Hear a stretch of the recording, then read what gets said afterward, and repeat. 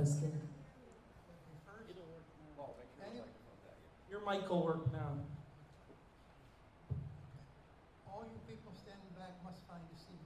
No one is allowed to stand.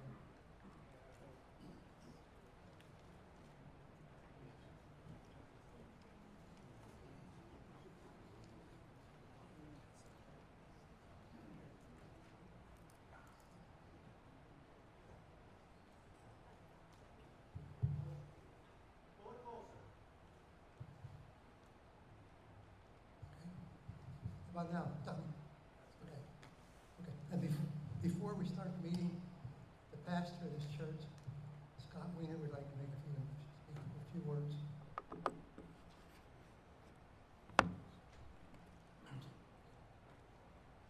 Good evening. I'm looking around the room and I see a lot of faces that I don't know. I see a handful of faces that I do recognize. My name is Scott. I'm the pastor here. Just want to welcome you to our church for this evening.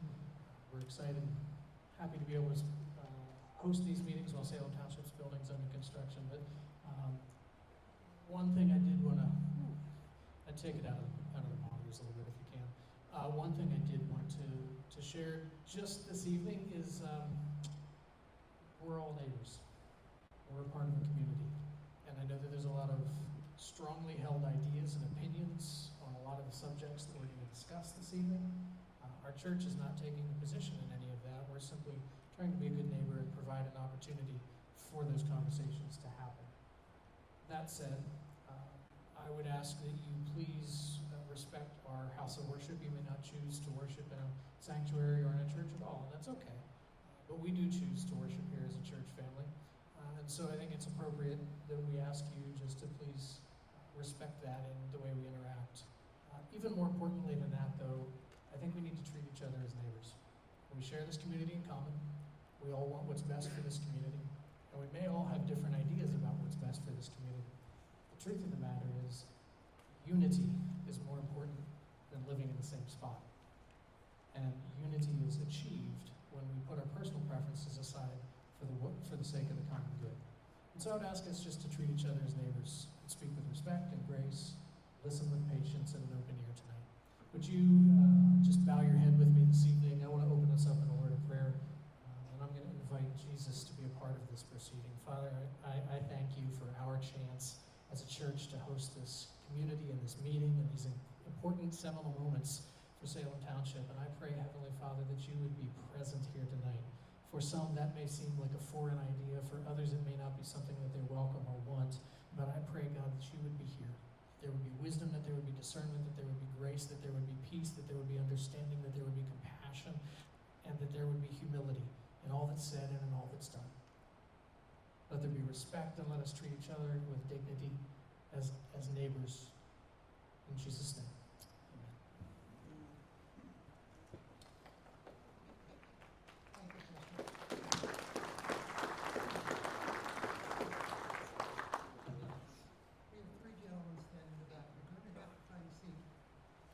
Three gentlemen standing.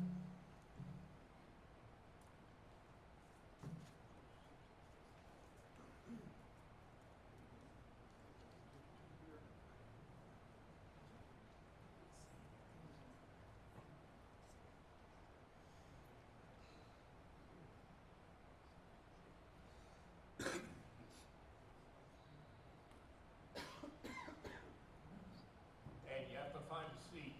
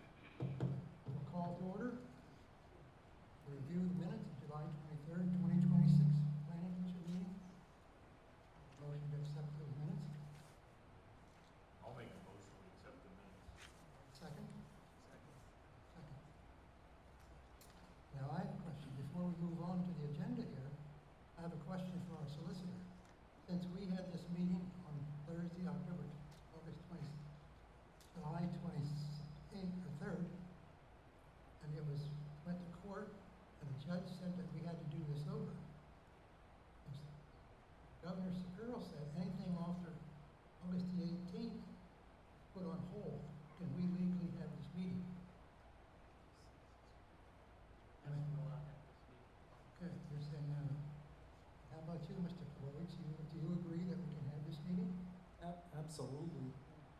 Okay, okay, just wanted to clarify that. Okay, we'll move on. Who is, Jack Sardoni, who is going to speak on your behalf? Jack Sardoni, on behalf of 43 Glenbrook, is seated to my left. And I have Mr. Peters, Dennis Peters, seated to my right. And I just want to go through some procedure, and then I'm going to call Mr. Peters, and he's going to speak regarding the zoning amendment. Just for purposes of the board and the audience, this is a zoning map amendment, not a text amendment. It was filed by 4-3 on June 15, 2026, and as a result of that, it requires review by this planning commission and by the Luzerne County Planning Commission. And then after both of those commissions have reviewed it and made their recommendations, it's going to be before the Salem Township Board of Supervisors for a public hearing.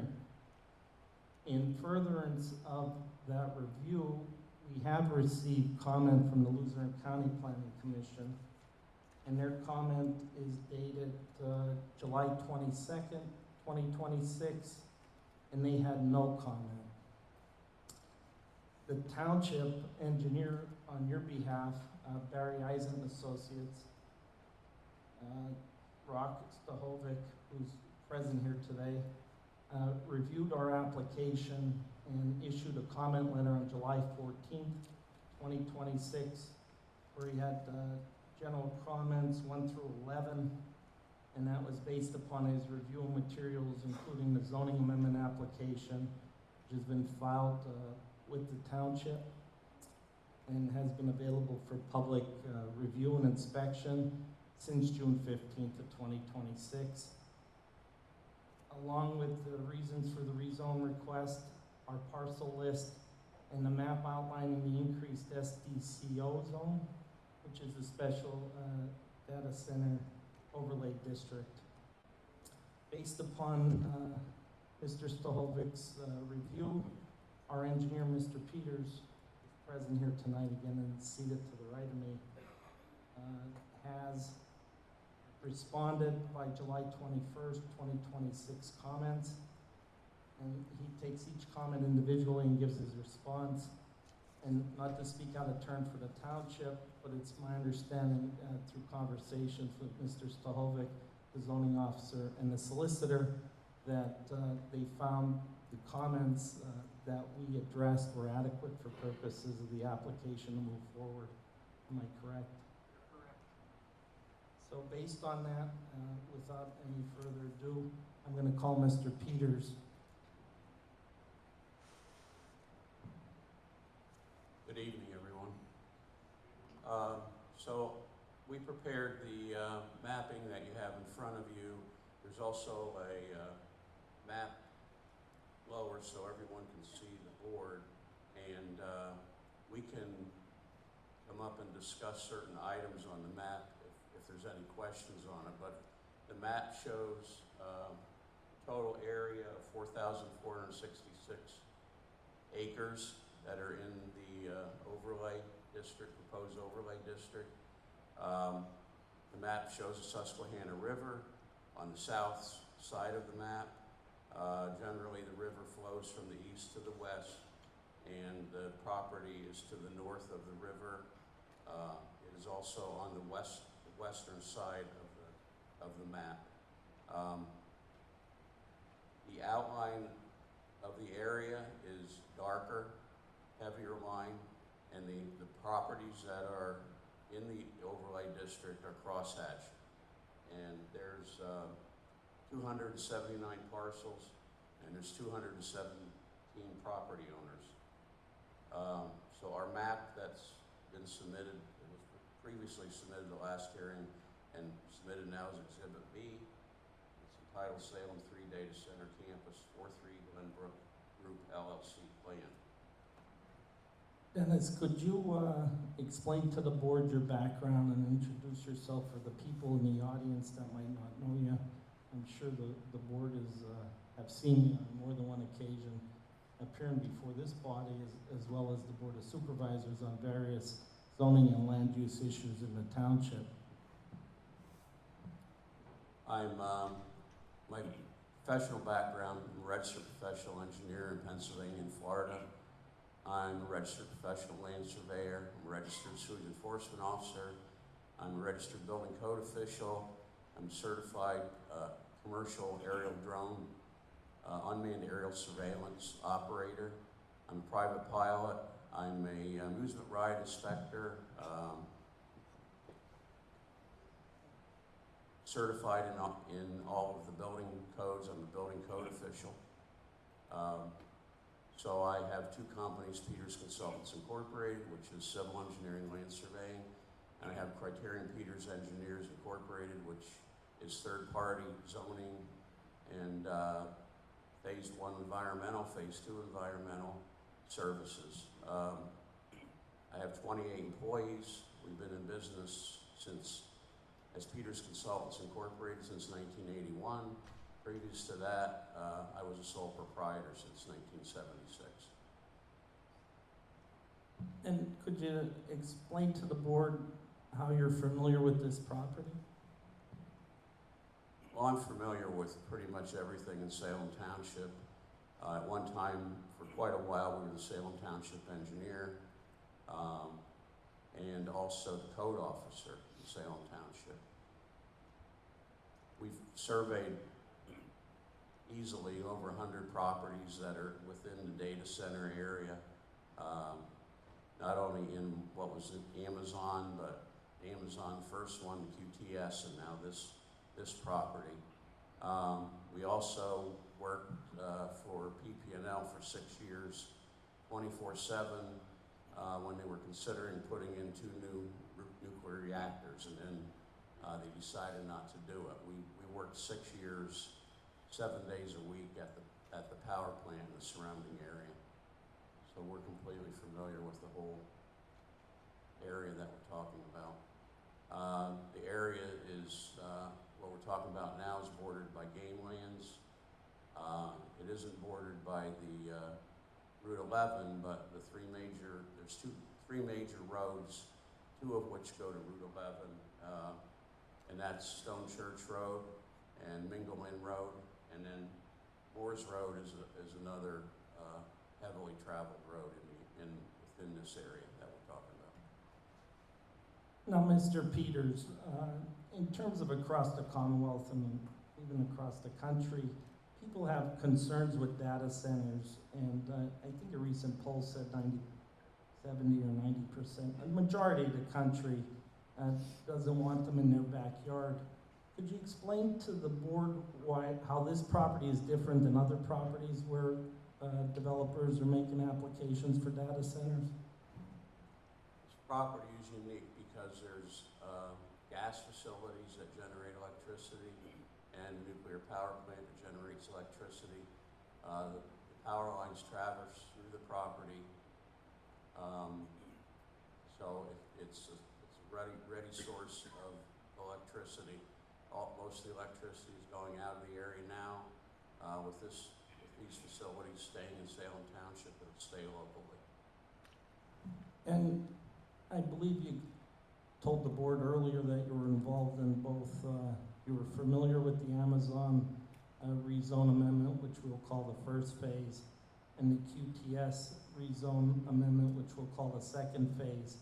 Is it your expert opinion that, in fact, this particular phase and overlay is the same or similar in terms of physical characteristics of the property that makes it similar to those other 2 phases for purposes of inclusion in the overlay district and the use of the property for overlay as a data center?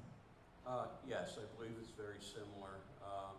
If we look at the Amazon property and the present QTS property, which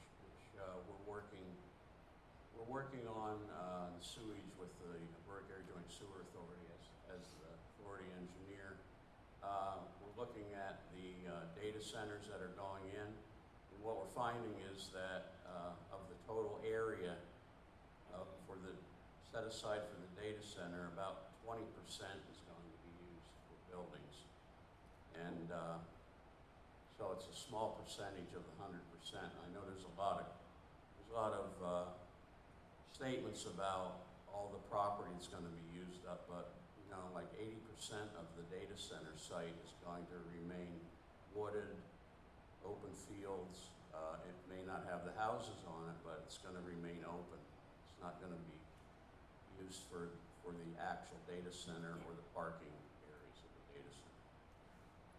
Could you also explain to, not so much the board, because I think they're familiar with the process, having appeared before them on other data centers and other land developments, but could you explain to the audience and to the board the procedure, the process, like, that distinguishes a zoning amendment with the ultimate master plan or land development part of the process, and what the differences are in each procedure?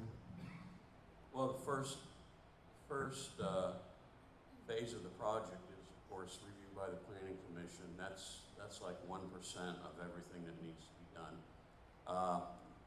Need to come back in with a master plan, have that approved, has to go before the board of supervisors, get the master plan approved and the concept for the overlay district approved. Then you go into all the SALDO, the subdivision land development ordinance, zoning ordinance requirements, any special conditions that are put on through the hearings, like the 1,000-foot setback, certain decibel levels. All those things have to be factored in. So once you get into the land development phase, you go to all the agencies, the Pennsylvania National Diversity Inventory, Pennsylvania Historical Museum Commission, archaeological resources, which there are some in this area, which we found when we were working for PP&L. You need approvals from all kinds of agencies, DEP, DCNR, Luzerne County Conservation District. All these have to be submitted, applications submitted, all the paperwork submitted, reviews done, and re-review and multiple reviews for all these agencies before the final project. So would it be a correct statement to say then the performance standards that the Board of Supervisors for Salem Township put in place to protect residents who aren't located in the overlay district from any use within the overlay district would be something that would be reviewed by the Planning Commission and by the Board of Supervisors as part of the master plan or land development? Yes, that's correct. The performance standards will be reviewed by the Planning Commission through the land development application, will be reviewed by the supervisors, the solicitor for the township, the engineer for the township, code department. All those agencies will review the application to make sure it meets the performance standards that are already set in place. One last question, in case there was any question regarding your credentials. Have you testified as an expert or been recognized as an expert either by any municipality in a quasi-judicial role or before a planning commission at a public meeting or before a court or arbitrator in a judicial proceeding? Yes, I have. I've been a fact witness, and I say that not lightly, but a fact witness that I can back up what my testimony is. I've testified in 38 counties in Pennsylvania on engineering, surveying matters, land development matters, SALDO matters, zoning matters. I've testified in state court and in federal court also on those same issues, and I've been always certified as an expert witness. I'm a fact witness. Have you ever been disqualified as an expert? No, never. Is there anything you'd like to say that I didn't ask you? Any questions of the board?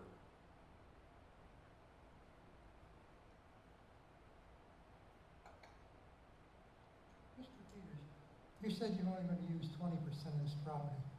How many years do you expect to develop the other 80%? Or do you have any idea how much you're going to No, develop? the other 80% wouldn't be developed. Once the plan's submitted, I know like QTS is coming in with a plan now. That's the project previous. Their plan is going to be to develop 20%, and that's it. Once that's approved, that's it. They're not going to develop the other 80%. In other words, The other 80% is just gonna be open space land right now? then? Yes, Okay, thank you. You did say those woods and fields. yes, And all those will have to be maintained, right? yes, they will. Do you have any idea if you're going to clear any properties to make it more accessible to brush hog it down? Or you just No. gonna No, I have no, all I know is what's going on at Amazon, you know, their project, but as far as TTS or any future project, it would be up to the board to set conditions. All the board, all the review boards set conditions. Thank you. Any questions?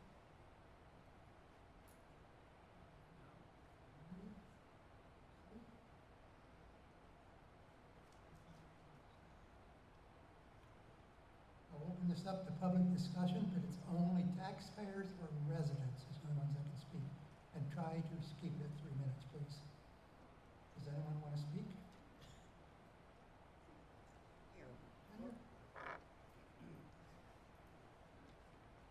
I'm not sure which one to talk into, but my name is Ginger Peters. I live in Salem Township, Pleasant View Mobile Home Park. I am not part of this, but my family is. My father, Frank Peters, he's 90 years old. He's a veteran. He's lived in Nescabeck and Salem Township his entire life. He served our community by setting homes for deluxe. He also owned and operated Peters Sanitation for years, until my parents retired at 66. Our family was born and raised here, like many. Heck, we even baled hay where the power plant sits, with many of the local farmers. Neighboring families dealt with the construction of the power plant, the traffic, the noise for years, but we tolerated it because we knew it brought jobs, money, business, and growth to our communities. Many properties included in this new venture, 4-3 Glenbrook Group, are older farms. Not one of them that I know of have even been farmed in years, but they still must pay those taxes. No one sees those struggles. Several families now have a chance to sell their properties and more than they normally would have, and move on to the new chapters of their lives and enjoy it. You see, the majority of the sales prior, the families did not move far from here and are still spending that money with our local shops and investing in some new businesses. That brings prosperity to all of us. Please accept our plea, say yes, and pass this, and again, allow growth for our communities in the future. Thank you.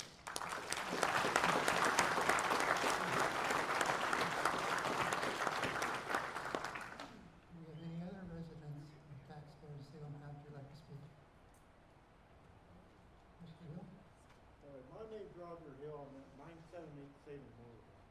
And this goes to Mr. Peters. I live directly across where you're putting it. Roger, can't hear you. Oh, okay. Brian's bringing you a mic. I can. You all right? Yeah. My name's Roger Hill. I live at 978 Salem Boulevard. And this goes to Mr. Peterson.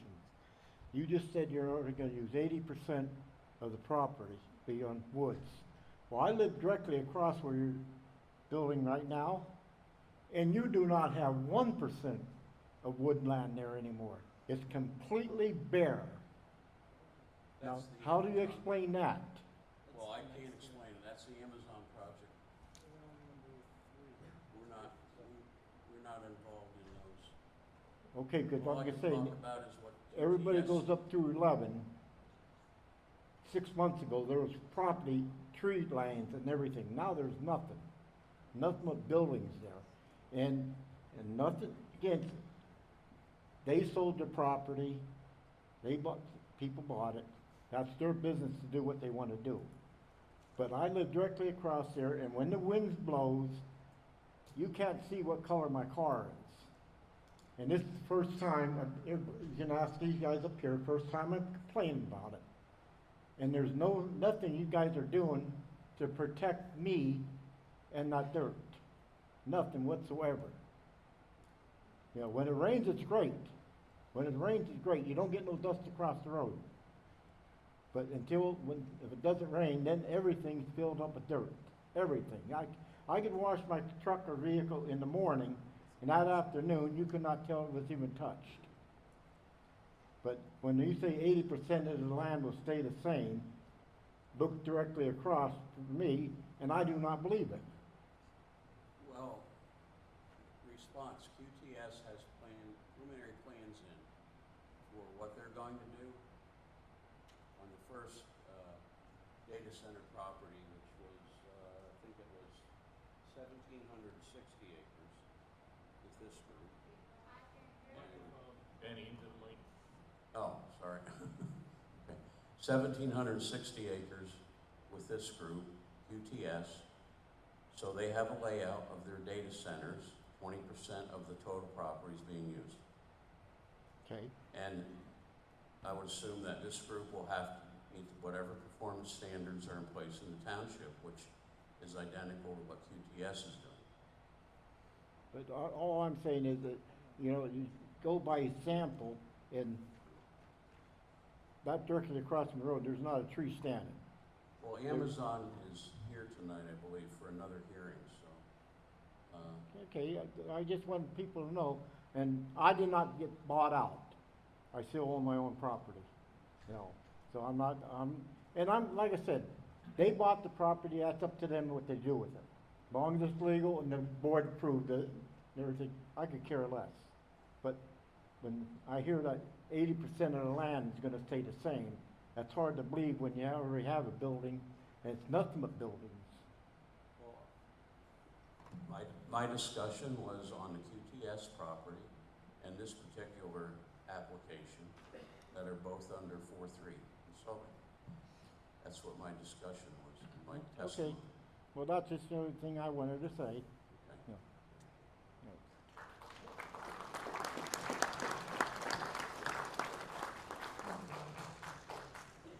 Is there anyone else that,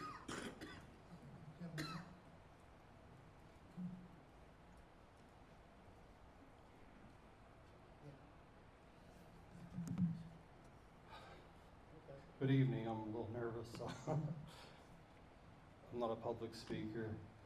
I'm neither for or against the data. Can you state your name, please? Oh, I'm sorry, I'm Robert Sukel, and I live down on Salem Boulevard, Spell the last name, Rob. S-U-K-E-L, and I live right over there. And I'm gonna kind of pick up where you left off with the traffic and everything. The reason I'm here is because I live on Salem Boulevard.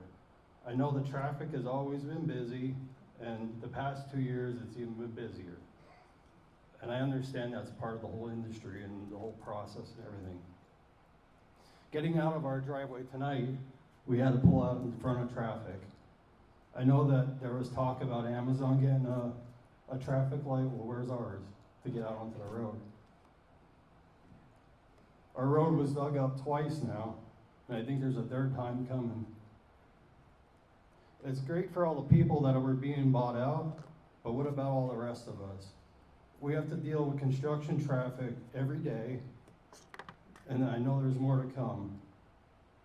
Just would like everyone to understand how this has affected our daily life. Where's our buffer zone? The dump trucks and their engine brakes, where's the buffer zone from that? Do we get, what happens when number 2, number 3, number 4 start? Where's all that traffic gonna go? The pastor said it before, we're all neighbors, so I'm a neighbor too. Sorry.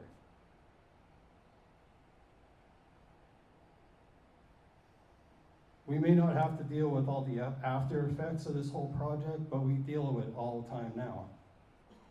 The noise, like I said, you should put your decibel meter on my front porch. I know 80% of the land's not gonna be developed, 20%, whatever. It don't really matter to me right now. But the thing is, like, right now, what's going on with all the traffic, cement trucks, dump trucks, flatbeds, Peterbilts. the big smokestack, the engine brakes, it's nonstop. I have a wife and 2 kids and we gotta pull out on this highway. Just take it under consideration.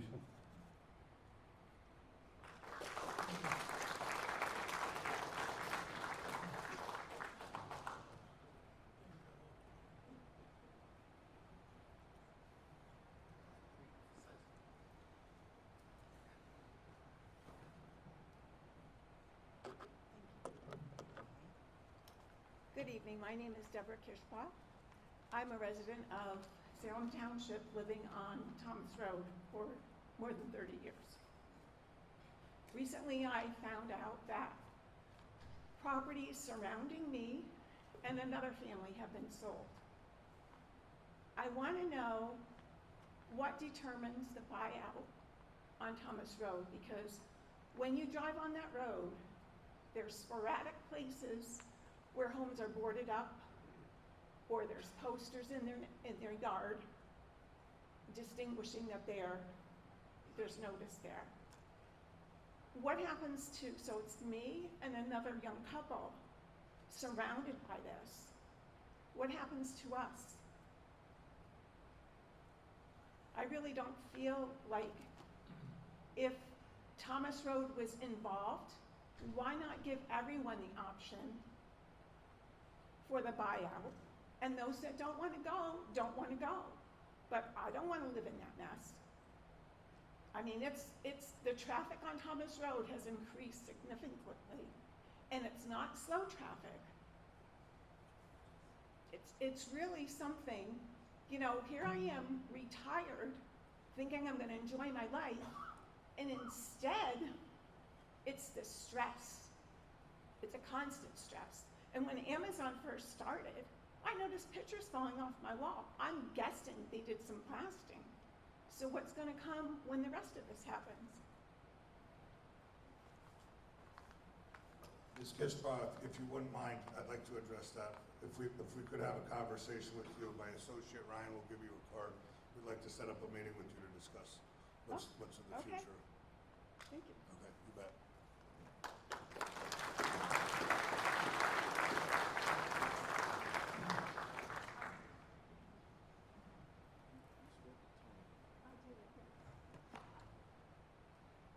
Jack, is there other properties on Thomas Road, do you know, or no?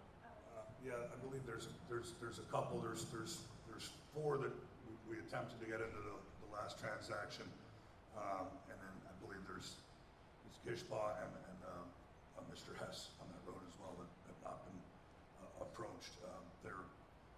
Those properties are squarely stuck in between the QTS and Amazon campus, but we'd be happy to work with all parties involved to try to find resolution there.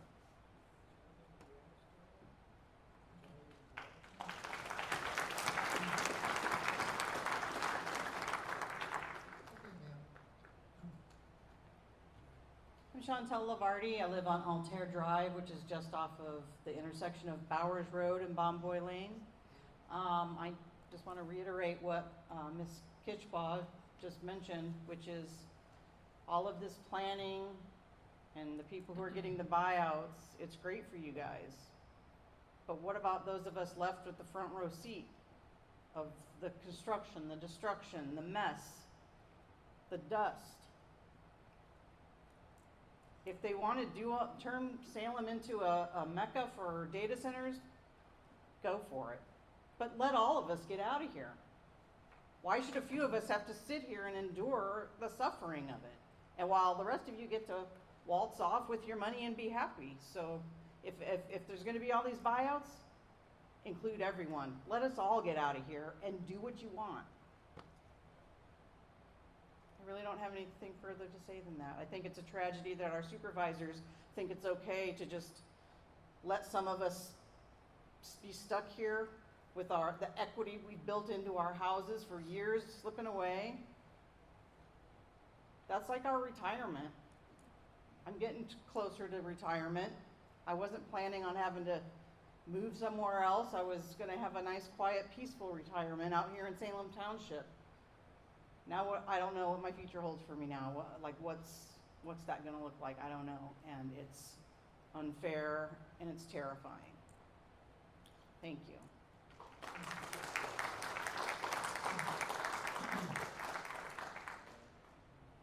Is there anyone else that would like to speak?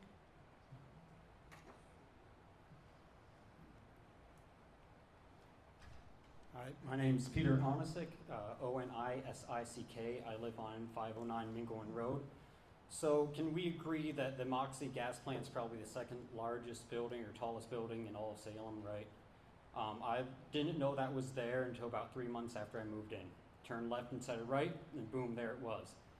So then I got thinking there's gonna be a 1,000-foot setback for this. So I plotted 1,000 feet from that, went there. Guess what? I couldn't see the plant. Right, shouldn't say I couldn't, I could barely see the plant, all right? So that shows that 1,000-foot setbacks worked. But imagine the construction during that time was probably pretty insane then too, and now nothing. Everyone says, oh, you might hear the gas, or you're gonna hear the gas plant when you move in. Can't hear it, unless I'm on the road. Oh, you're gonna see it, it's so ugly. Can't see it, unless I'm right there on the road. And then people say, what's a future for Salem with all these things? My brother-in-law came over on Sunday, talked about the data centers that are coming in, and he got so excited. He's like, there's data centers? And I was like, yeah. He's like, are they hiring? Yes, they are. Here's where you go to apply. It's like, are there houses for sale in Salem? Yeah. He started looking at Zillow that night for houses in Salem. He is 24, all right? If he moves to Salem, gets one of those jobs, that's a young blood that we need into this township. Because I've said it before, median age is 55, all right? That's 15 years higher than everywhere else in this county. If we get people like him who want these jobs, want these houses to come in here, we're gonna help Salem for the future. And that's what this project is for, the future of Salem.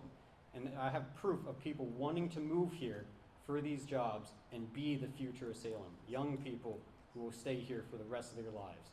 So please vote yes on this.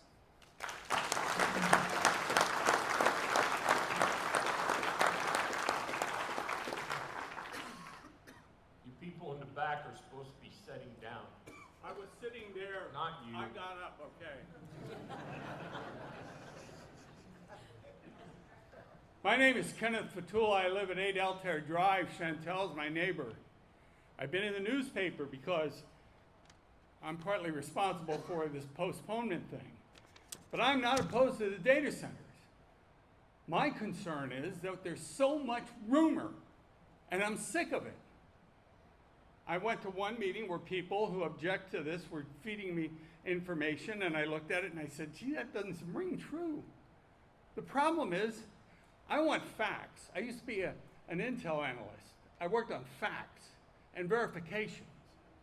If you don't have that, then you don't have what you need. So this is what, and I appreciate, was it Mr. Peters, the gentleman that was up there? Good job. I have 4 things that I would like to get responses from, not tonight. Get some people together. The people that design these things, the people that are gonna operate them, and let's get some answers. Water usage. I have had people over in Hollenbeck Township. I don't even know why they complain, but I've heard people talk about the aquifers are gonna be empty, they're gonna be taking away all of Pennsylvania American water, and this whole thing's gonna be a disaster and nobody's gonna be able to drink again. So tell me, what are the systems? Are they looping? Are you gonna be, when you discharge, are there gonna be microplastics in it? Number 2, sound. Thank you for the information on that, but we need decibels. There's 2 positions, one at the site itself, and then the 1,000-foot offset. What's that gonna sound like at 1,000 feet? Because really, that's what matters. So I think they can probably do some whiz-bang stuff and give us an answer for that. Light pollution, that's my daughter. She said, oh, the site's gonna be lit up. She's a good person, she has concerns. I'm assuming that there's gonna be illumination. It's gonna be illumination for security and just for general illumination, but nevertheless, how much? Give us an idea about the lumens. Are we gonna be going to the moon with the light? And green space, which has been already discussed.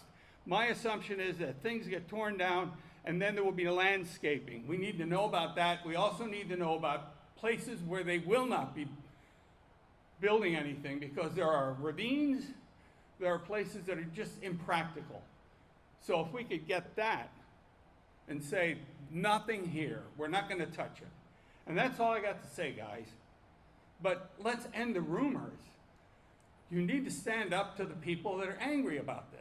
And they don't know anything. They're listening to one side and one side only. I'm done.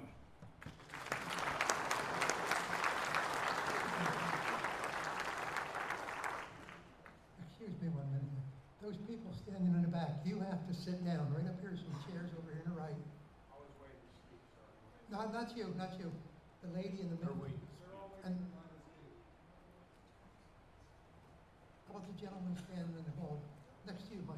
No, not there. Is he standing? Okay, sir, go ahead. Hi, thank you for this opportunity again. My name's Dan Crispel.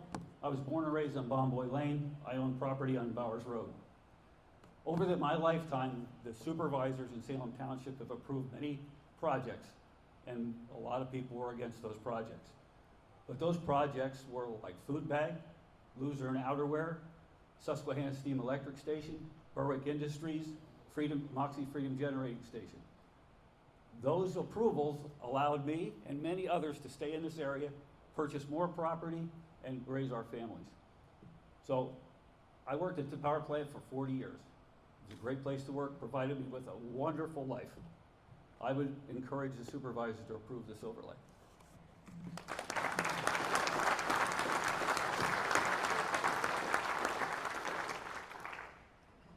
Jack, were you gonna talk to the people on Janelle Drive after the last meeting?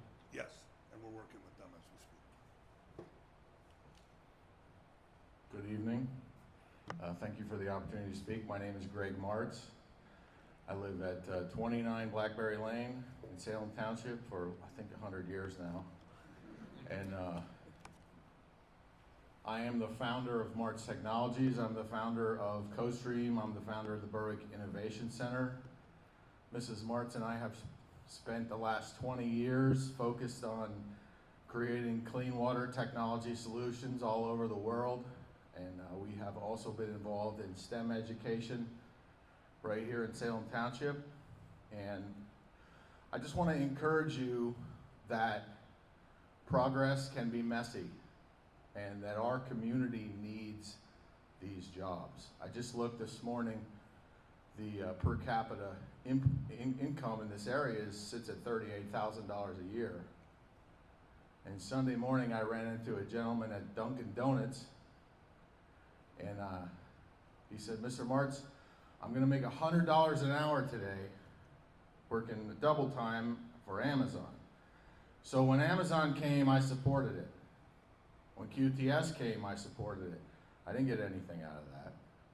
I have a beautiful house. I don't really want to move, but I want the progress. I want to see the jobs. I don't want to see our kids moving away. These projects are going to bring profound prosperity to our community. And in complete respect to the other speakers, it's not all going to be perfect. There is going to be some mess. But you know, when they built the forge, there was a little mess, but 10,000 people got work. My grandfather was a brakeman there. And it's just a fact that AI is the steel of the 21st century. And so I want to just encourage you that yes, none of this is perfect, and yes, it can be a little bit messy, but the progress will be worth it. Our kids need jobs. People need a place to work. And I believe that if you approve this and it goes forward, that it will bring prosperity to our area. And also, having been involved in environmental projects all over the world, I can tell you that EPA and DEP and everybody Denny talked about, they're not going to give these guys a pass. None of these developers are going to get a pass. They're going to be, their feet will be held to the fire, and that's all I have to say. So thank you very much, and I appreciate your time.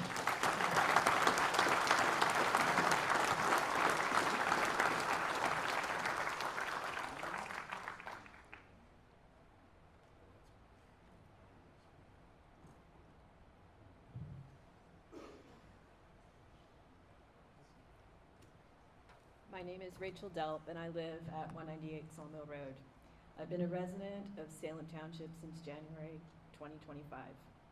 I've never thought of Salem Township as a power and energy place, but rather of one of woods, wildlife, and tranquility.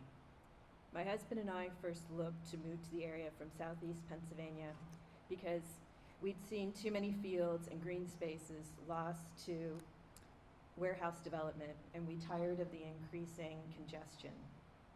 But before we could move, James died in June 2024, less than 3 months after his cancer diagnosis.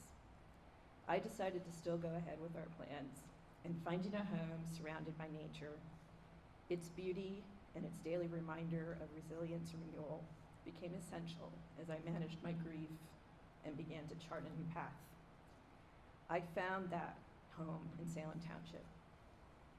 When I've spoken at previous meetings, I questioned sources of information shared by township officials and supporters of this development. This is because for more than 30 years, I have been an editor of medical, science, and other academic journals and books. And a large part of the work that I do is fact-checking. As a result, over the decades, I have honed my ability to identify data claims that need to have follow-up verification. I've honed my ability.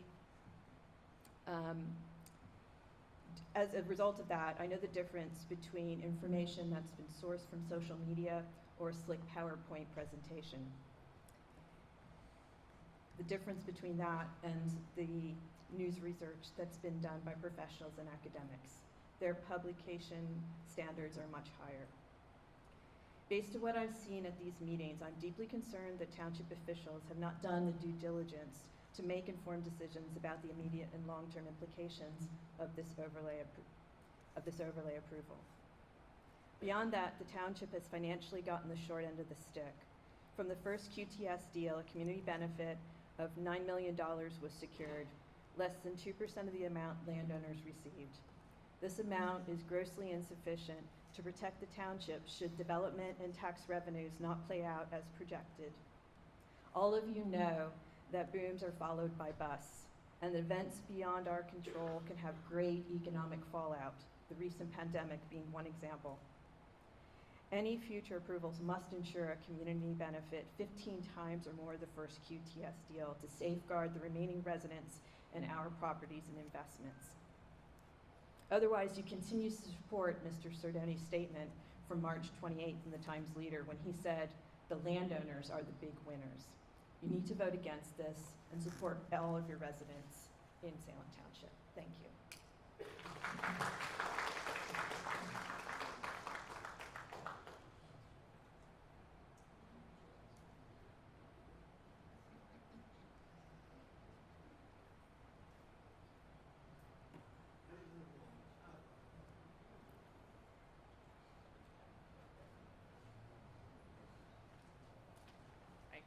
Before I start, I was talking to Amy yesterday, and she told me to resubmit some statements, so who do I give them to?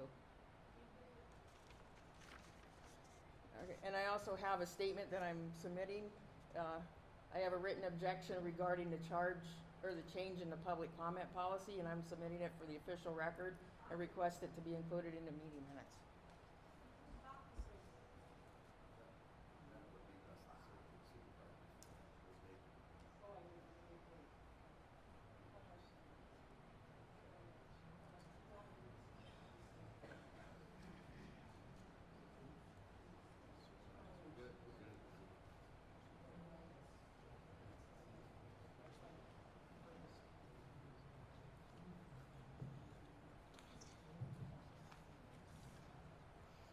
All right, Carla Peterball, 178 Sawmill, Shikshinny. Okay, I have some questions that I want answered on the public record tonight. First, how will Governor Shapiro's executive order affect Salem Township and the data center projects already here, pending and being proposed? The governor has taken data centers off the state's fast track program, including Salem Township. Projects that have not already qualified or entered fast track will now have to go through the regular permitting process. So what does that mean for Salem Township and these projects? And if the state is changing how these projects are reviewed, how will they affect another 4,000 acre expansion? We are not dealing with one project anymore. We have existing projects, approved projects, and pending applications, and now potentially thousands of additional acres. For example, there was already 109 generators already permitted. Another 86 was applied for in April and another 86 in August. In addition, that is 281 generators. Where are the cumulative impact studies? Looking at the combined air emissions, noise, fuel storage, fire risk, water use, aquifer, wildlife habitat, roads, traffic, wetlands, stormwaters, and emergency services, and cumulative health risk. Where are these studies? I also want to know about the new transparency requirements on the executive order and the restrictions on involving these data center projects for Salem Township. How will this affect the NDAs that Salem Township is under, confidentiality agreements involving these projects, and the NDAs that exist, or any NDAs that exist? How can you consider approving another 4,000 acres without knowing full consequences? So I'm asking this board to slow down, take a look at everything, and answer these questions. Protect the rest of the rural community we have, the natural resources, and the wildlife. I said it before, you don't have to approve every application that comes through the door. Thank you.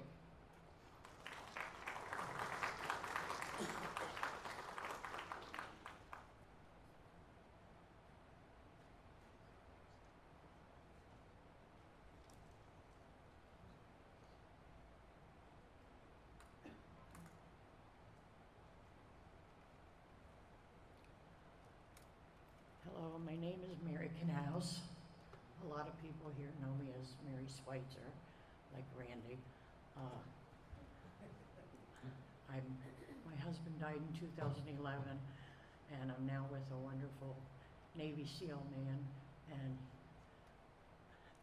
But this thing with Jack and the crew, I have nothing but faith in them.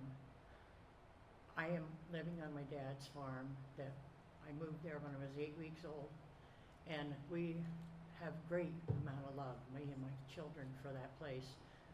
Just like Craig, we do not want to leave, but how can you pass it up? Your father would have never gotten anything like this offer, and I do believe that I can go forward and do for his grandchildren and myself and have a life that he was unable to have before he passed away. But everything they have done, I believe in. They talk to you, they come to you, and sometimes Jack will answer the phone at 3 in the morning. He doesn't like to, though. But I just want to see this Salem Township improve. I think it can get better with especially the things they're offering. They're offering a whole package of unique items to the area. And I just hope it goes the right way, because some of us old farmers need it. Thank you very much.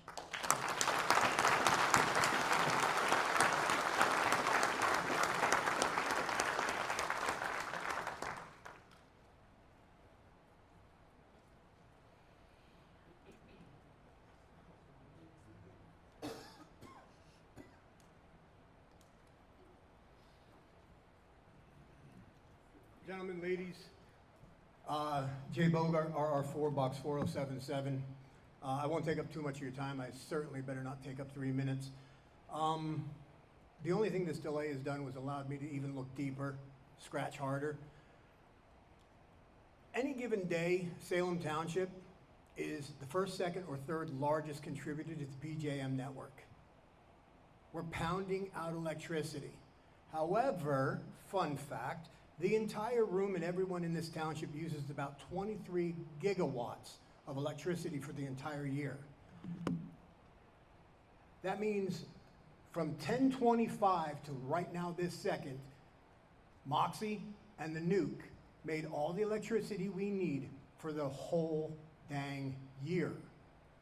99.9% of all the power generated from those two plants leave this area. I'm a farm boy.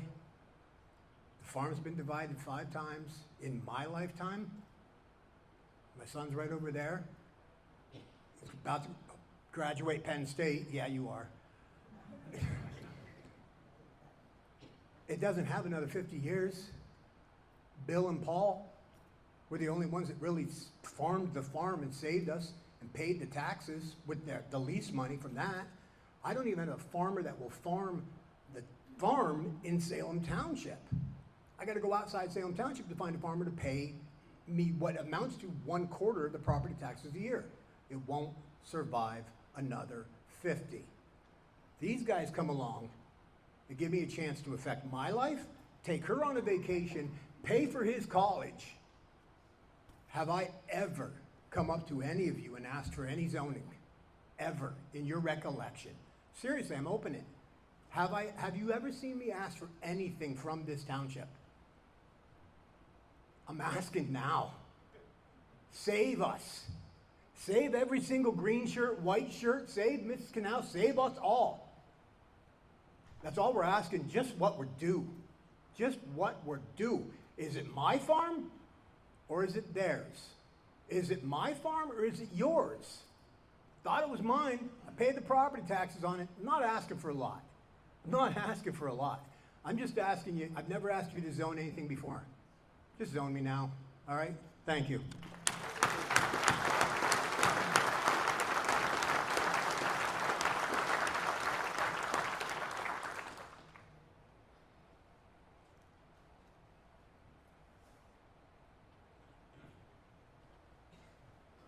Matt Himes, Stone Church Road. Thanks again, supervisors, for everything you do. I just want to hit on a couple things with water usage. Currently, about 15,000 gallons a day if they hit evaporative cooling, which doesn't happen every day. Loudest spot right underneath the chillers in the building, 85 decibels, 100 feet away, 60, even further away, less decibels. And that was the loudest spot I could possibly find. It is a closed loop system. It uses glycol, not water. About the only other water usage we have there on site is toilets, sinks. I also want to say for people against data centers, as soon as people found out I worked at a data center, I've been approached by no less than 15, 20 people wanting jobs at data centers because they pay well, they're local, great benefits, and people want to stay local. So I just want to say vote yes to this amendment and bring all these jobs that are going to Hazelton, other townships, to Berwick. The infrastructure that's going to come, the taxpayers' dollars, the tax dollars that are going to come in, I have studies done here. They're all facts. They're not false. I'll bring them out and give them to you. But please say yes to this amendment.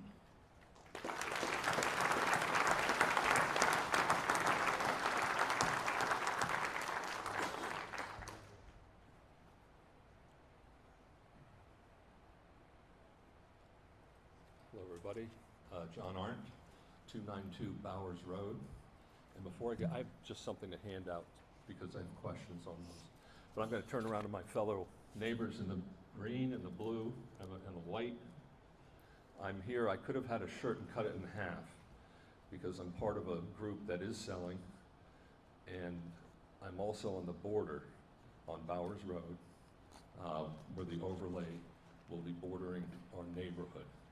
So I've been trying to put and have things put in place to protect our neighbors up and down Mill Road and Bowers Road. I have here Lisa Cope at 7 Mill Road, Tina Michaels, 13 Mill, Mike and Karen at 3 Mill, Ray Mason at 31 Mill, Susan Slusser, 20 Mill, Dr. Piles, 39 Mill. There's others I wasn't able to get in touch with to put on here, but I've talked to. The handout I've got shows, I think it's the current overlay.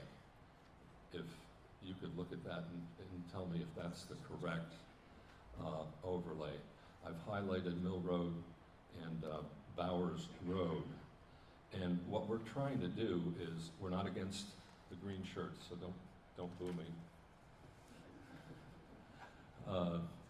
I'm just here as someone who's not selling and wants to continue to enjoy the quality of life.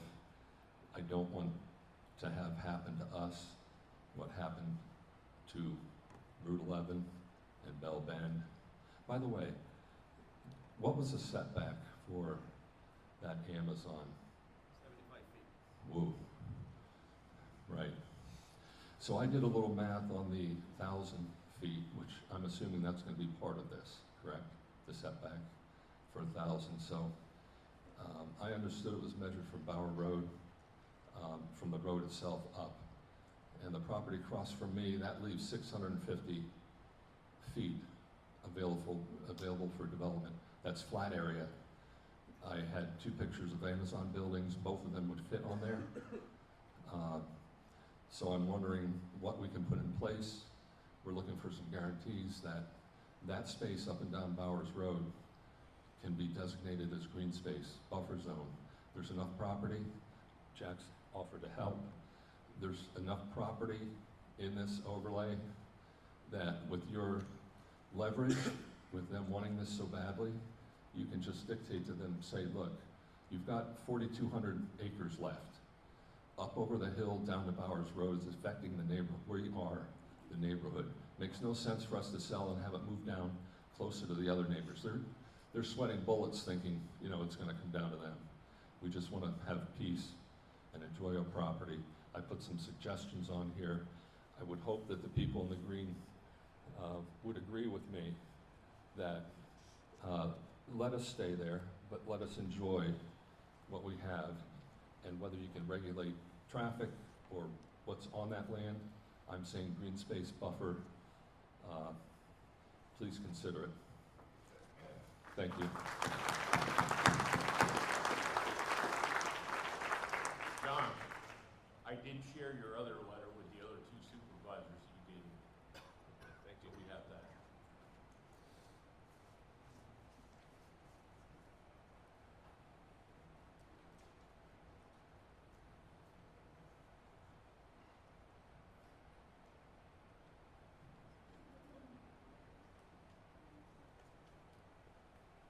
Hello, my name's Peter Benjamin Barkovich.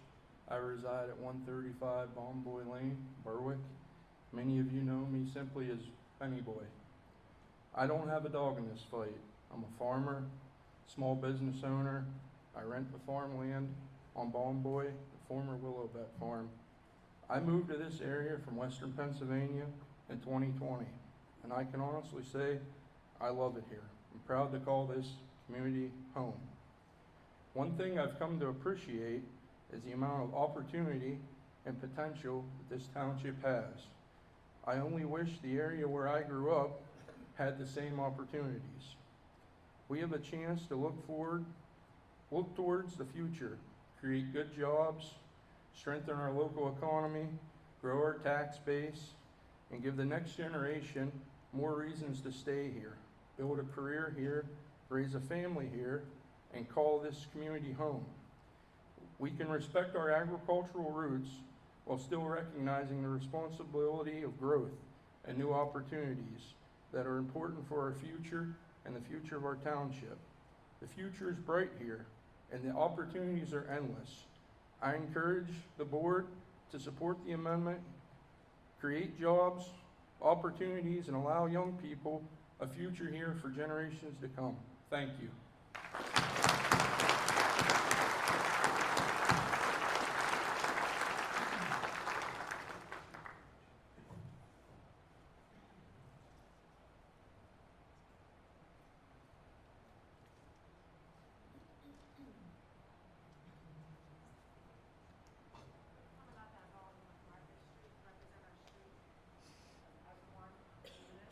What's that? We're coming up to represent North Market Street, all the residents on North Market Street. There are some that couldn't come, but we're just gonna kind of highlight what's happened here. We understand that there is a difference between the project that's Kayla, and I live on North Market Street. Muley.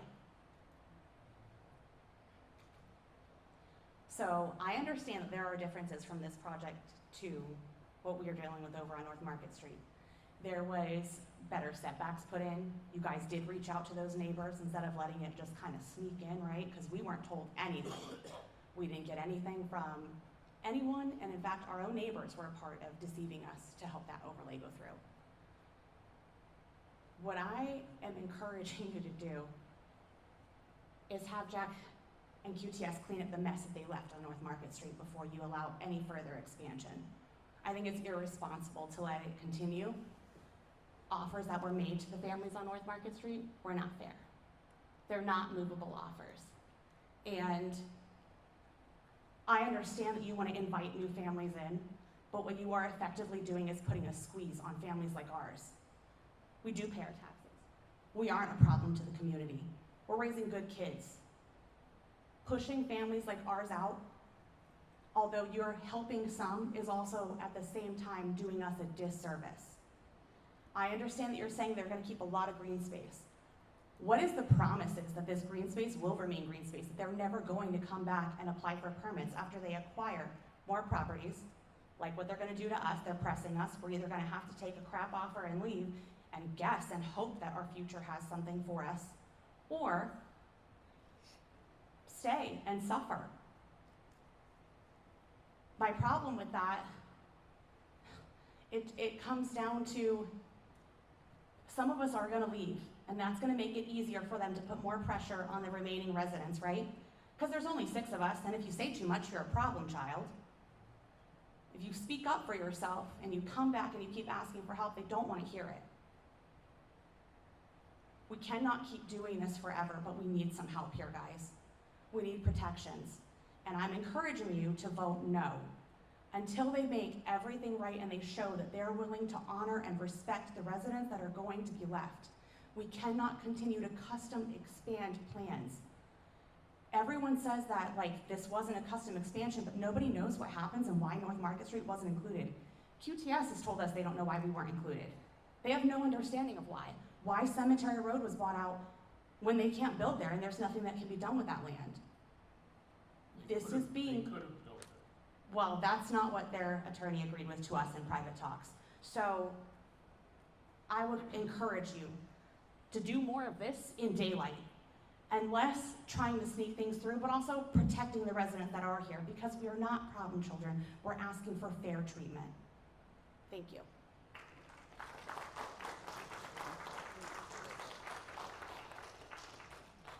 Dave Stoker, North Market Street.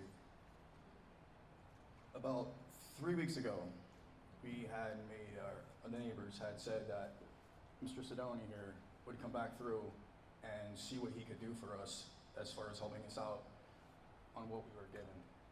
Congratulations, everybody in here. You're allowed to sell your property. You're allowed to do what you want to do with it. You grew with it. So did we. I was born and raised on North Market. What we're being given right now, we can't even live off of that. We can't even get another house. My family from Tunkhannock came down. Love it here. My daughter, I'm about ready to adopt a little girl. She's going to Berwick school. She says, I want to just keep going to Berwick. If we can't afford a house here in Berwick because you keep on raising the property values, where do we go? Mr. Sidoni, you made a comment to where we're going to see what we could do for you. You had your guys come out and try to help. Yeah, but you were already under contract but then all of a to sudden, sell your property. I know that, but all of a sudden you said, we're going to see what we could do, but then you said, I don't want to step on QTS's. I can't tortiously interfere with the contract that you signed with QTS, Okay. I'm sorry. Whatever it I may can't be. do that. That's the You law. have to stop lying to people. I'm not lying. You will sign the What I'm contract saying with is, QTS. is that we're not given a fair shake. I applaud everybody in this audience here that's doing what they're doing. Congratulations. But what happens to us? We have nothing. Nothing. Shame on you. Terry Barron, 410 North Market Street. I've been here multiple times, multiple meetings. I brought our street up in concerns before the overlay of QTS came through and after, and I've been here multiples. I'm not for or against. I applaud anybody in the room that's getting money. Good for you. I'm worried about the residents that's living here, and every time I came up, I've never been disrespectful to anybody that's been in the overlay of that. I came up and spoke about our rights, about residents left behind, and like the solicitor said before, North Market Street was a guinea pig, and and I always relate back to that because that's how he makes us feel. We were made feel from the get-go that we were guinea pigs and things were not done right, and in the next process, things will be done right. That is not fair. We didn't have a setback of 1,000 feet. We didn't get that opportunity. We didn't get that chance. I know you heard this time and time from me, and I know you're tired of it. That's why we came up as a group, because it's not just me that you're affecting. There's multiple people on that street you're affecting. There's multiple streets going to be next to the next overlay buyout. I'm just saying consider it. Consider the fact and how we live. I don't come here and try to interfere with your government. I want you to do it right. I don't want you to violate the rules. Yes, I do want you to follow your meetings and how you're supposed to conduct meetings, but I'm not here as a problem child to create anything. I'm here to stand up for the people and the residents that we are, unfortunately, we are out of the overlay. And it sets a precedent for going forward in this next matter of overlay. And that's all I have to say. Thank you.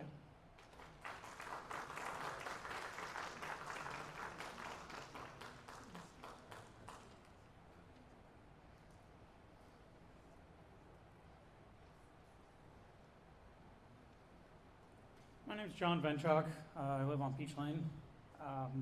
I actually had zero plans on talking at all. But my argument is economic. We sit here, I've been in Berwick my entire life, born and raised, my kids were born and raised here. I've watched the decline of Berwick over the last 30 years. And if the data centers are gonna bring economic growth into the area, I say please bring it. I said it's only gonna make families, not only with the buyouts, but also people who live outside of the buyouts. They're gonna prosper. It's gonna bring economic stability. That's pretty much all I have to say, so I say yes, please.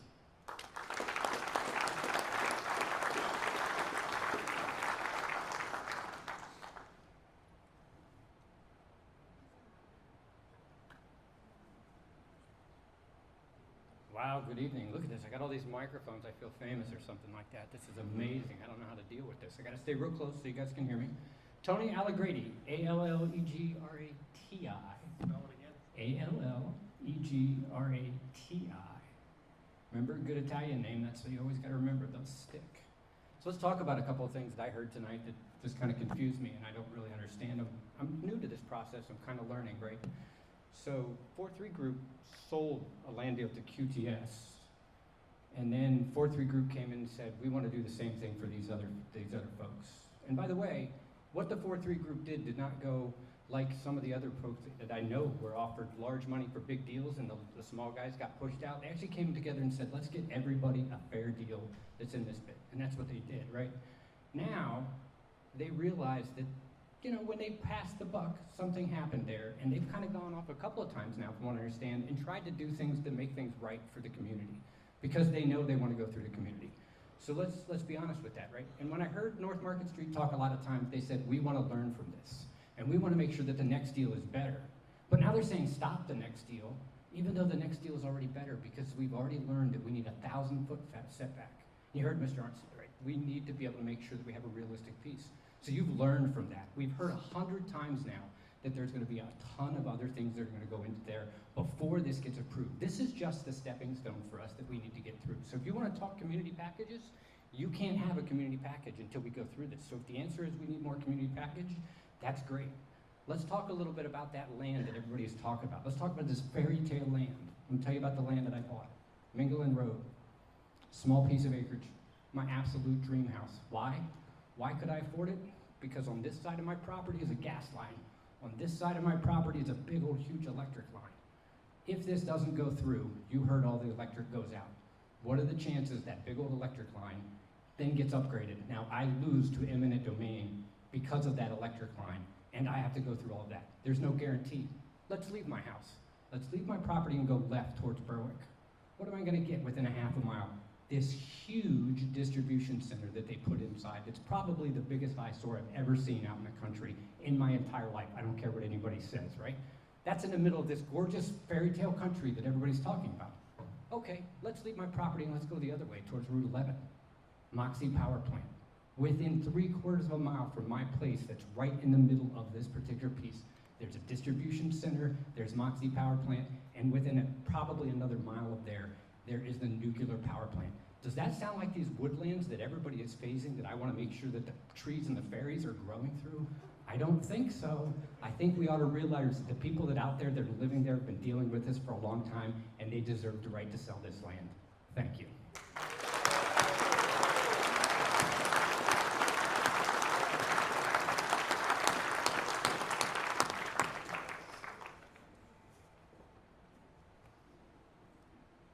Does anyone else maybe speak from the taxpayer or resident of Salem Township? If not, we'll continue on with the meeting. Thank you.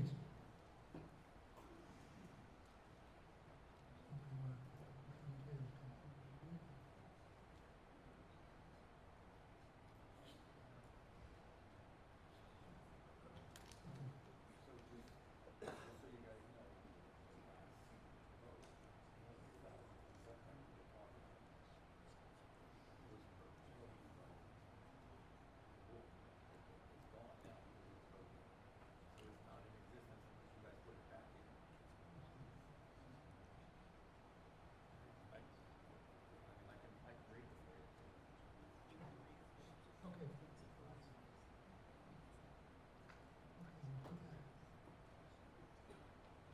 So, just so everybody's aware, the previous meeting that we had with the 1,000-foot setback is no longer in existence.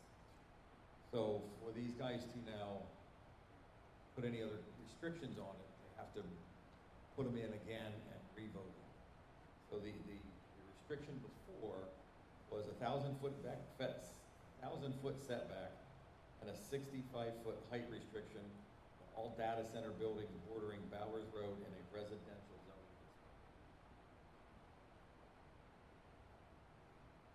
And the second comment was for the review from Barry Izette's July 22nd review submission. Everything was answered and corrected, and it has been. We can put both of those back in again. If that's what you guys wish.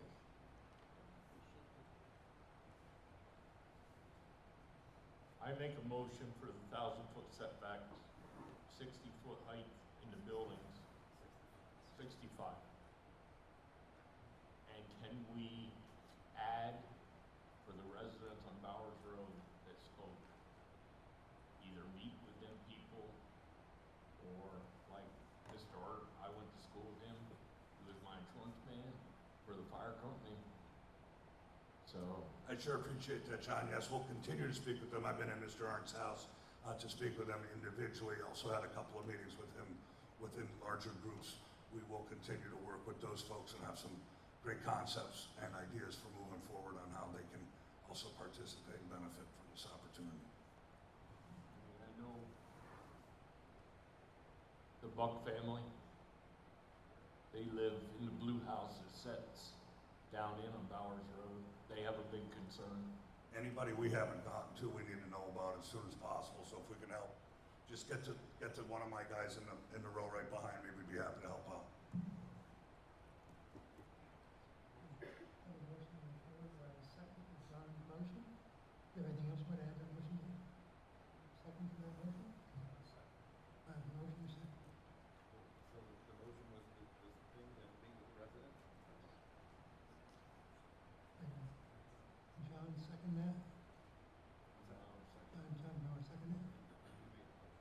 And then, so we'll have a vote on that. Sue, do you accept that?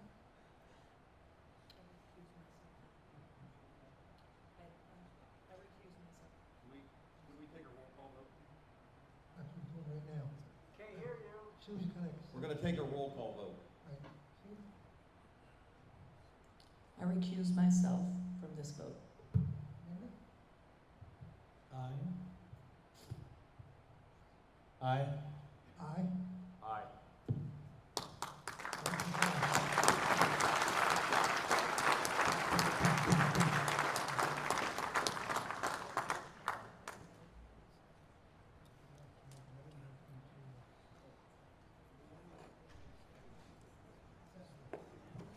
Okay, we're gonna take a 5-minute break and switch out the applicants to the second one on the agenda, which is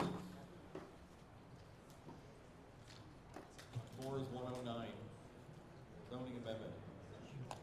We're gonna take a 5-minute break between meetings here, hearings.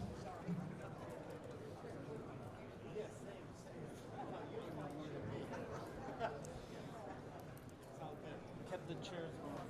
Excuse me. May I get a picture?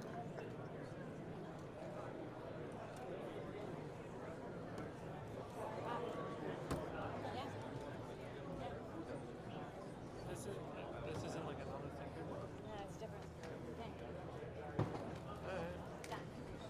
Hey.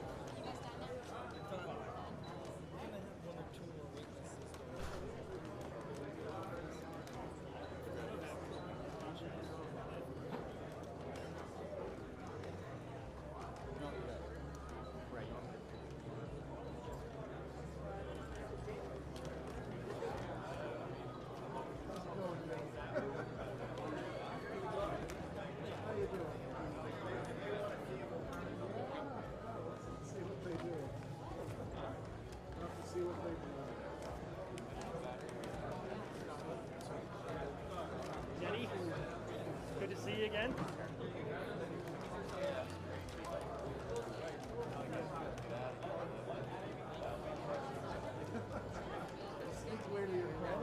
It's a good dry run. Now we know for everything next time. So, all good. Thanks so much. Thanks, Dan. Thanks, bro.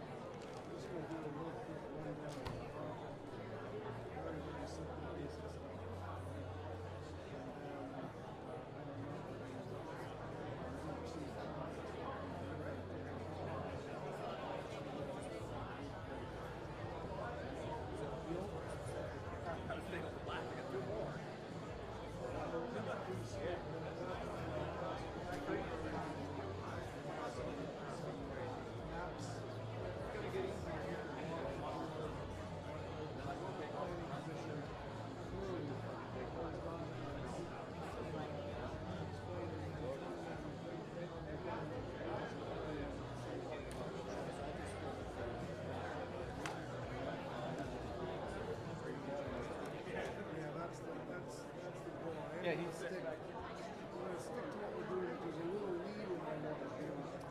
Just to make sure that we there's paying attention to what's happening. So the biggest thing is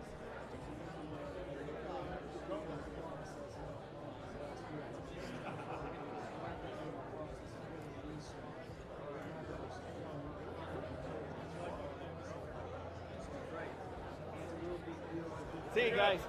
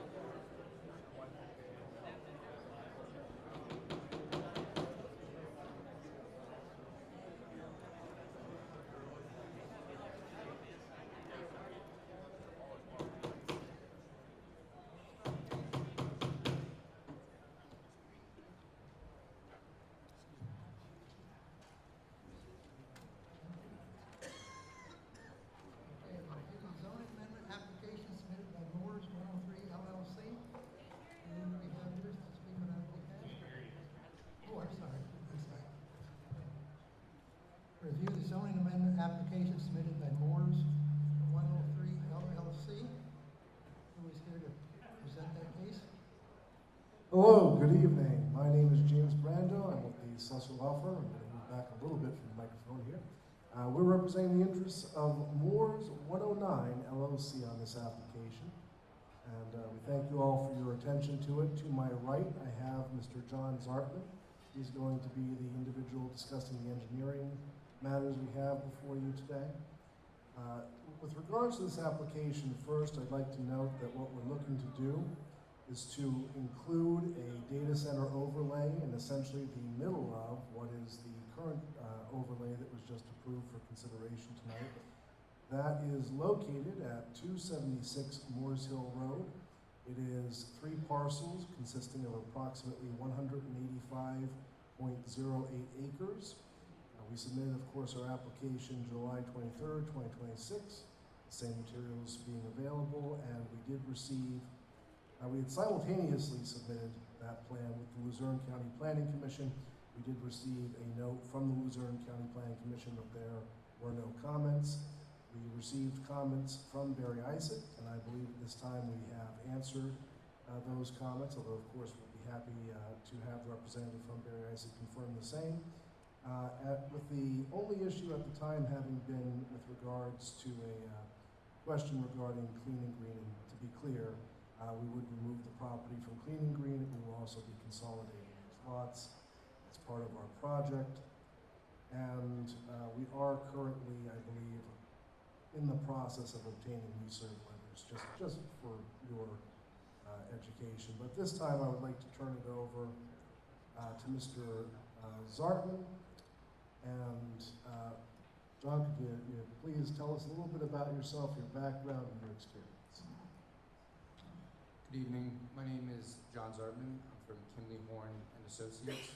I've been hired to be the professional engineer and preparing the documents you see before you. I have 8 years of experience in the state of Pennsylvania. I have my professional engineer's license in Pennsylvania and New Jersey. Had that for 2 years now. And I have testified before and provided expert witness previously to this board or this planning commission, as well as other boards and planning commissions across the state. Thank you, John. And what we'd like to do for you is to have John provide you with an overview of this overlay that we're seeking to have you approved for consideration by your Board of Supervisors. We have several maps up there. What we're going to do is we're going to have Mr. Zartman go through those maps with you and explain what we're looking at. And I may ask him a few questions on those, just for clarification purposes. Of course, you're free to ask us questions at any time. Happy to answer. And then we will turn, of course, the map around and allow the public an opportunity to review the same simultaneously.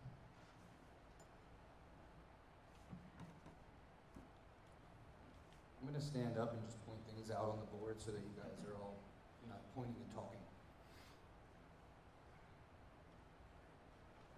So, as previously mentioned, the existing data center overlay here is shown in the black hatch. The blue hatch represents the proposed overlay that was just recommended for approval for the board, and the red hatched parcels are our subject property here. We'd like to see that. Yes, absolutely.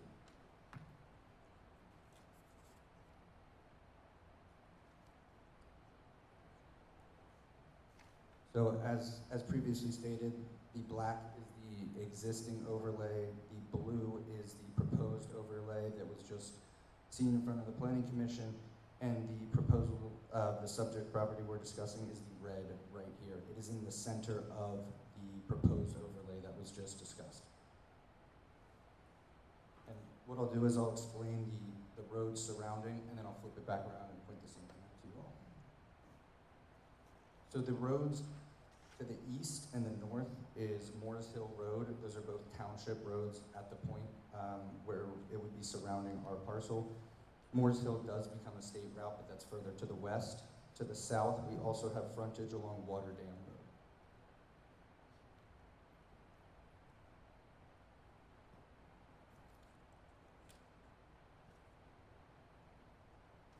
So as previously stated, this is Moores Hill Road along the north side. Morris Hill Road along the east side, Water Dam Road along the south side.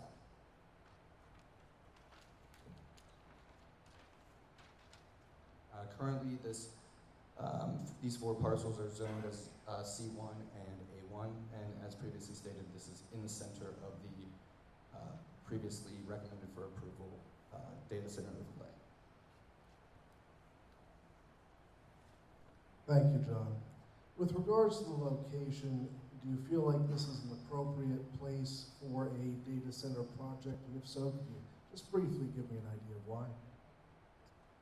Yes, so the location, as I previously stated, is directly in the center of an area that is being, or has been recommended for approval for the exact same overlay, rendering our use to be, or proposed use to be, similar in nature to the surrounding adjacent parcels. And is there a power connection near or on or within that overlay section? Yes, there is. Directly to the northeast, across from Morris Hill Road, there is a PP&L substation that's 230 kV, and then there is a 230 kV line that runs also to the north, all within the data center overlay. Thank you, John. Now, with regards to this location, have we considered things at all like EMT routes and emergency services? Obviously, we want to make sure that there's a good way for the community here to be able to ensure that there's appropriate EMT response. Yeah, absolutely. So I'm going to flip to 2 of my other exhibits that we've prepared today, and I will do the same thing as before. I'll show the Planning Commission, and then I will show you all of the crowd.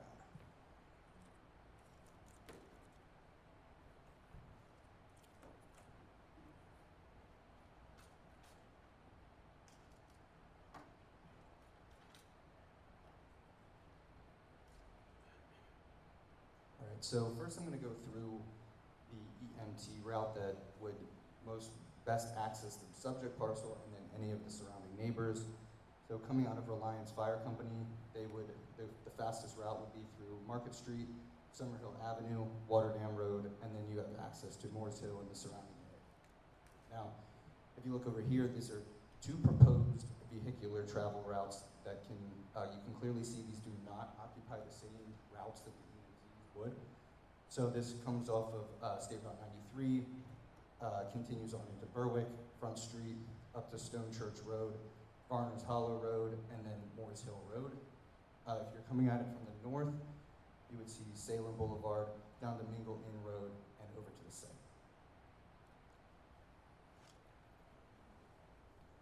Thank you, John. And just so that the crowd can follow along, do you mind turning that around? Unless the board still wants to take a look at that, I'll happily hold it there for a moment.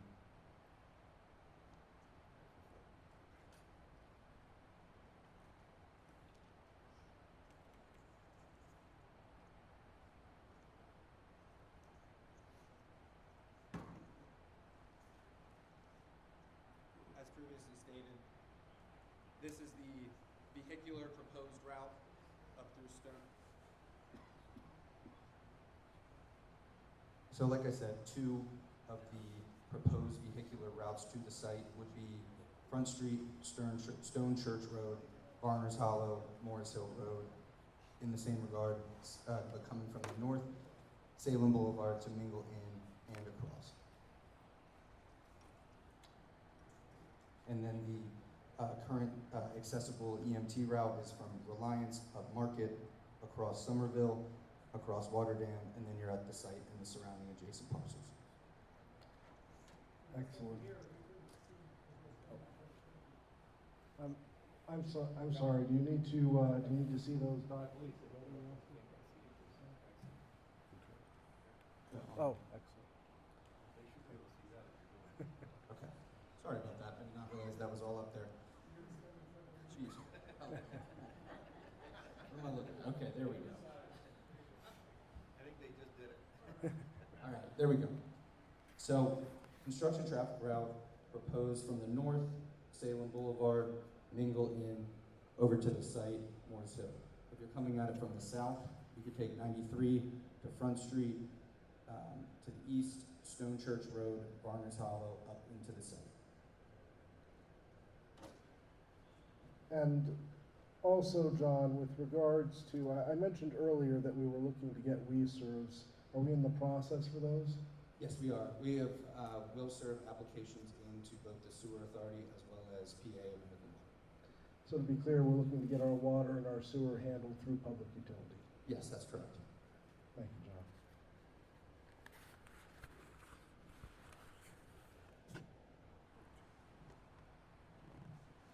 And John, obviously this is not the be-all and end-all of the project, is that correct? Oh, yes, that's correct. So our next step after this, if we would be approved by the Board of Supervisors, would be to file a master plan submission application. If we would get that approval, then we would move into both land development as well as our Chapter 102 NPDS permit. So my understanding of the process is we would submit those land development permits directly to the township, and Barry Isaac would perform their engineering review. They would issue comment. We would respond until everyone's happy.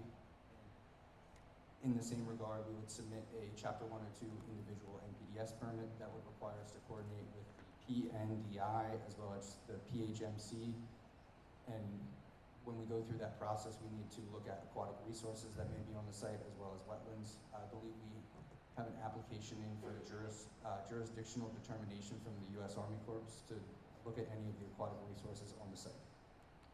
Thank you, John. So if I were to summarize, it would be fair to say that there will be a number of regulatory measures and permits that we'll have to go through, and we'll be happy to go through all of them forthrightly and to do everything that we need to do to make sure that we are following the correct protocol. Is that correct? That's correct.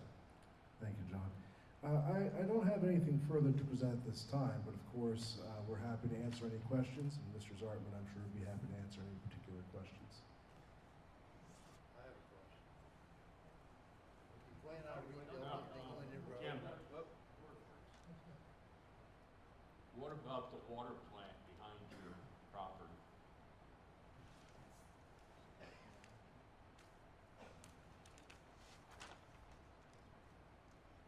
In regards to what? Are you, I mean, is it gonna disturb it, or do you? No, so that is, we will find all of any sort of local impacts to the water we would determine with PA American Water.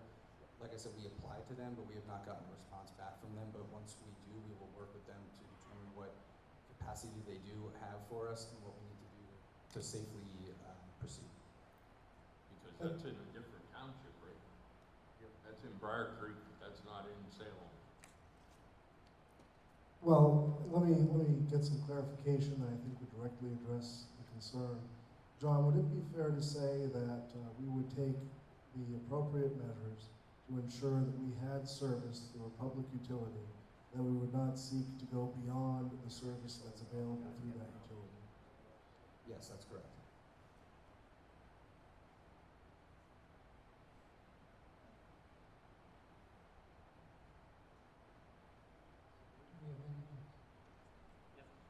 Do you have any other questions down here?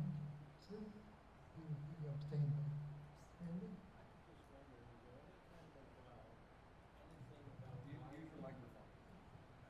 there any kind of information about widening England Road? How are you accessing all these jobs? Varner's Hollow, I don't think you'd want to be trucking up Varner's Hollow. So somebody's got to think ahead and either something's got to put a road into these properties that you can use. I don't think you have one that's fit to use yet. So I was wondering who's going to foot the bill for the reconstruction of the township's roads. Okay, so normally what happens is, Randy, is that, like he was talking, when they get to land development, and after the master plan, it will come back, you guys will look at land development. They're roads, and we can have them put a road in at that point, if we need road access. Or we can make them use England Road as their access point. Right, I mean, we can look at all roads, because obviously Varner's Hollow is not gonna handle, the roads. I mean, we did the same thing when we had the, PP&L substation out there. They were running the cement trucks a certain way. What's that? Right. that's all gotta be taken under consideration once they get to, master plan and land development. Who's what? The developer's gonna finance it. Certainly not Salem Township. I was gonna say, the power thing there by Carl's, they destroyed Minglewood Road. So I just wanted to be clear, if we needed to bond any public roads during the course of development, as say to make sure that there was some security there for repair, that you would be able to take if we weren't going to repair it, which we would be looking to do anyway. Obviously, we would do some work to work on those roads for the project, but if that was required, that would be entirely acceptable to us. Of course, that's part of the land development process, but just to be clear how I would do it. I mean, just so you know, that's a state road, not a township road. So, you're talking about Morris Hill Road? Minglewood. Yes, yes, it is. Yes, you are correct about that. That is a state road. The reason I didn't bring that up was because we don't front access to it. It intersects directly to the road that we do front, but I didn't want to give the impression that we were getting an entry point off of a state route. Thank you.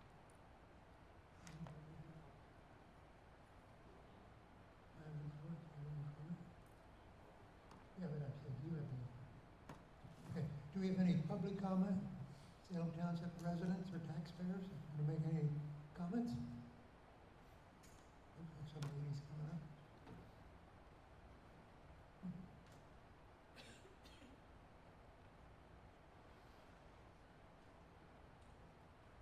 Kayla Mue, North Market, and I'm just wanted to ask you guys, so we've been talking about this project, or these data center projects in stages of like 1, 2, 3, and 4, right? We have Amazon as AWS is 1, QTS is 2. Obviously, this new overlay that was passed is 3. Is this the 4th that we were talking about earlier? Just so I understand that, okay. I had one more question about your roads here. I do want to caution you guys though, because this is a story that we've been told before, right? This road is not suitable for them to use. We heard that with North Market Street. The traffic doesn't stop.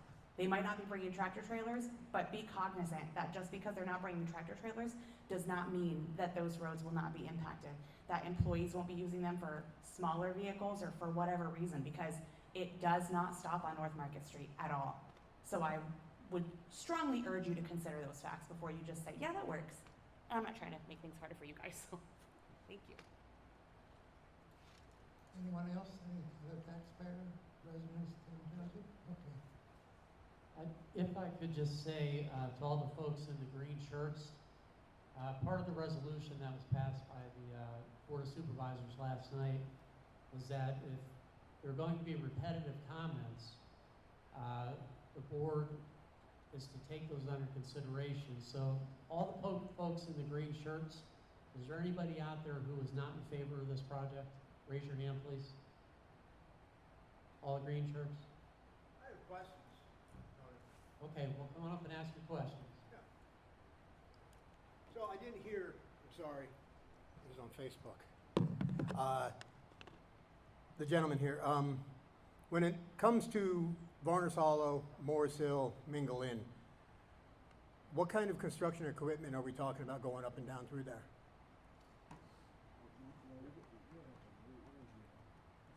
So the construction traffic would be standard construction associated with the construction of a data center. Have we looked at the bridge down in the hollow? Yep. You're good? Not good on that bridge on the hollow? Okay. Good. That bridge is not a construction-worthy bridge there. And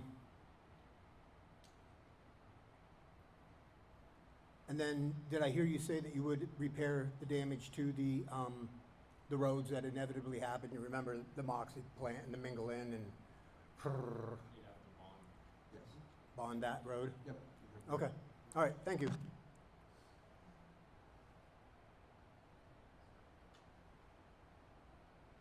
My name is John Capozzelli, C-A-P-O-Z-Z-E-L-L-I. I just want to make a comment. I'm not against or for the new data center that's being proposed. I just have an issue with the traffic that's on the local roads. I basically live at the corner of Mingle Inn and Stone Church Road. Just to go back a little bit, when PP&L put the substation in on Morse Hill Road, at that time, there was so much traffic on that road. I was run off the road by those trucks 21 times. I was run off into the ditch. And I did talk to the policemen at that time, and they said there was nothing they could do about it.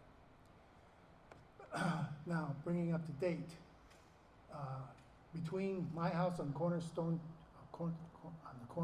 Church and Mingle Inn Road, from there to Morse Hill Road is 2 miles. Between those 2 points, there's approximately 9 areas where they're timbered. Those trucks are horrendous. Since they started about 4 months ago, 5 months ago, I've been run off the road 7 times because of those trucks. Either taking too much space on the road or traveling in the center of the road going around turns. I was almost on a head-on collision going around the last turn on Mingle Inn Road. It's dangerous. Something needs to be done.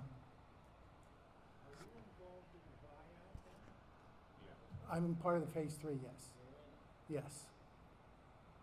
But that's not the issue here. I'm not talking about the buyout or I'm for or against the data centers. I'm talking about the safety on those roads by those truck drivers. Whether they're logging trucks, triaxles, or whatever they may be, it is dangerous on that road.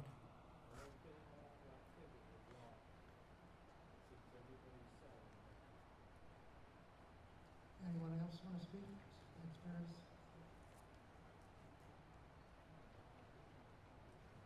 Robert Sukel again, S-U-K-E-L. Live on Salem Boulevard, and from what I said earlier, same thing again goes on to this. There's more traffic again down in front of my house. And I'm not 100% sure, but I think you might know Stone Church Road, isn't that a weighted road too? I thought I saw a weighted sign on there. I thought I saw 5 ton or something. So isn't that the front door to all this? You might want to take that into consideration too.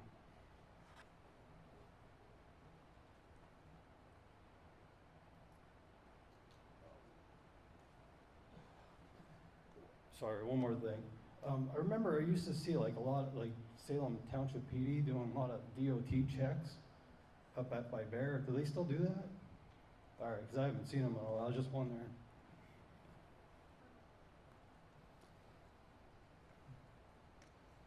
Is there any other?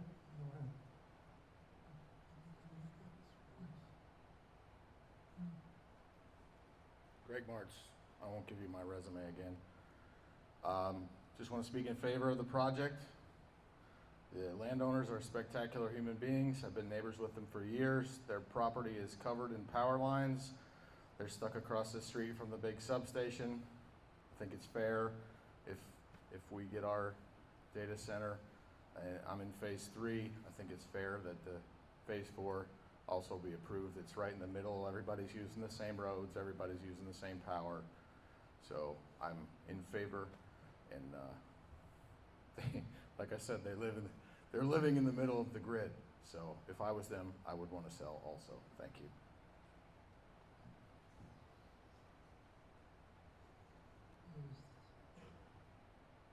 Any other resident or taxpayer want to speak?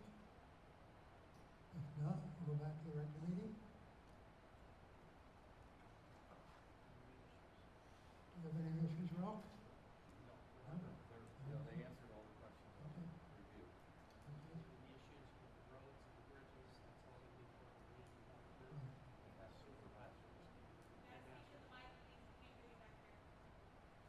All the issues with regard to the bridge, the road, the weight, the traffic, that all has to come back through here again, but then it also goes to the supervisors before there's any decision on how those issues are going to be addressed.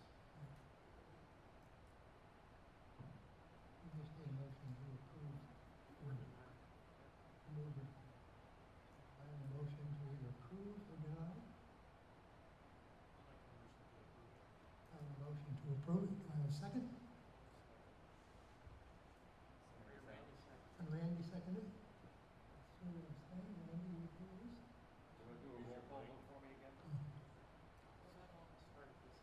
Okay. Can you do a roll call vote for me We're, again? we're gonna do a roll call right now. John? Aye. Aye. Aye. John? Aye. Randy? Aye. And Sue's abstaining. Okay. Pat? It passed. Okay, we're gonna take a 5-minute Thank break. you. And then we'll go into the master plan submitted by Angela. We're gonna take a 5-minute break though.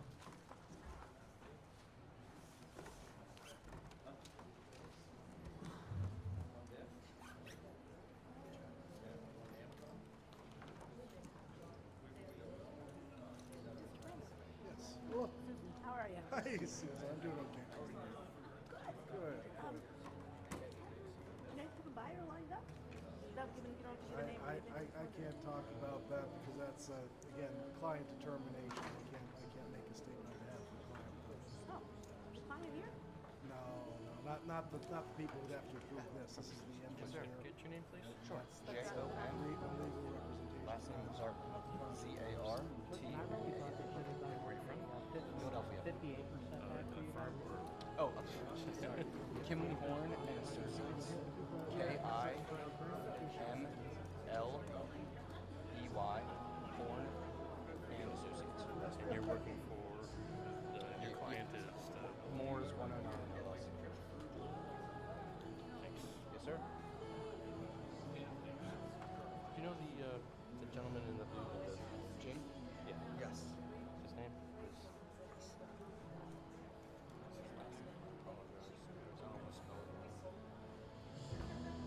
James Brando. Jim Brando? He's local, isn't he? I don't, this is the first, okay. Yes. This is the first time I met him, and he was the attorney for, right? Yes, also for Moore's.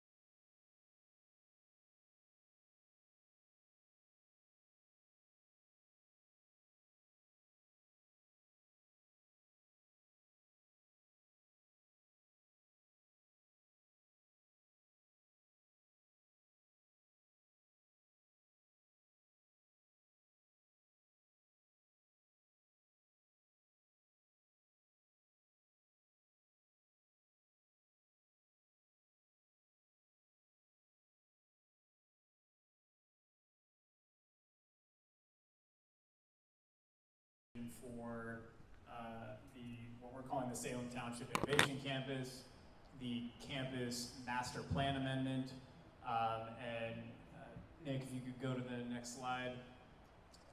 Just to provide some background on the project, this is our Amazon Innovation in PA, hosted through the PA Chamber.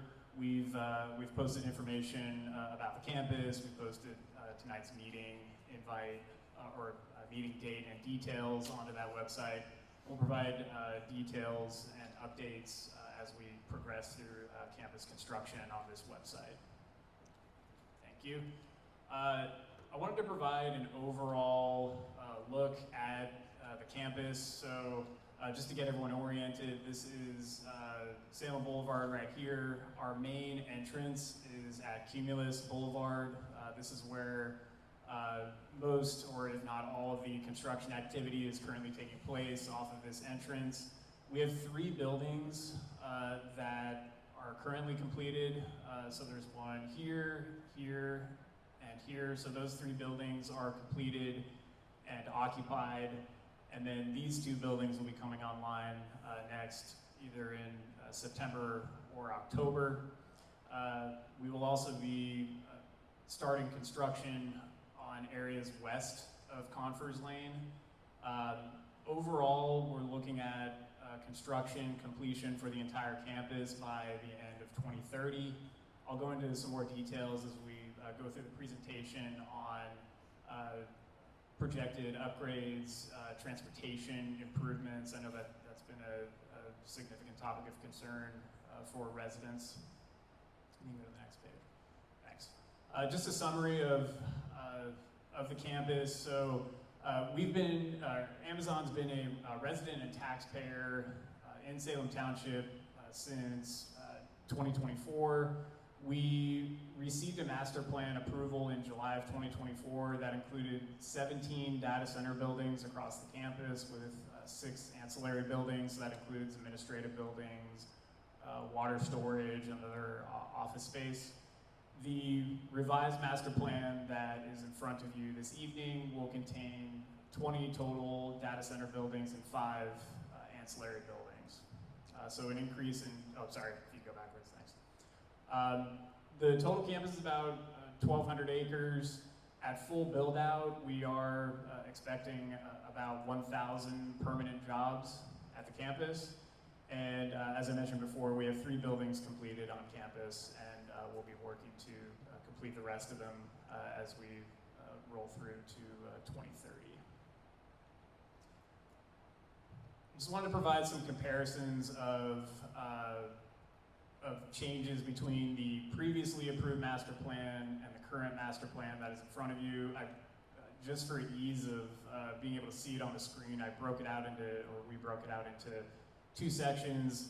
Looking east of Confers Lane, where that is where the current construction activity is taking place, and then we'll look at west of Confers Lane on the next slide. We're proposing the same amount of buildings, 11 data center buildings, 5 ancillary buildings. There were 6 previously. There's about 150,000 square foot reduction in impervious coverage, so we're actually reducing the buildable area on the campus, and we've reduced the water storage tanks at ancillary building 4, so it's an increase. 8 current, and there were 4 previously. Next slide. Going west of Confers Lane, we'll have 9 data center buildings. There were 8 previously, about a 200,000 square foot reduction in impervious coverage. There was a substation that has a reduced footprint. We called it Substation 6. And then there is a new substation shown here that replaces what we previously called Substation 7. So the last thing I wanted to touch on before we got to questions and comments, we do have a traffic impact study that was approved by PennDOT. That was actually approved yesterday. As part of that approval, we will be obligated to complete 2 sets of improvements. They're in the 3rd and 4th bullets here, so there'll be Conference Lane and Salem Boulevard. So at this intersection here, we will be required to install a permanent traffic signal, and then left and right turn lanes onto Confers, and then a left turn lane onto River Road south of Salem Boulevard. At Cumulus and Salem Boulevard, we are currently in the process of finalizing agreements for a temporary signal. We are looking to install that immediately. We would also add a left turn lane and a right turn lane with appropriate deceleration lanes and storage to access the campus. That would also be converted into a permanent traffic signal at build out of the campus. And that was it in terms of any questions, comments. Happy to provide any additional details.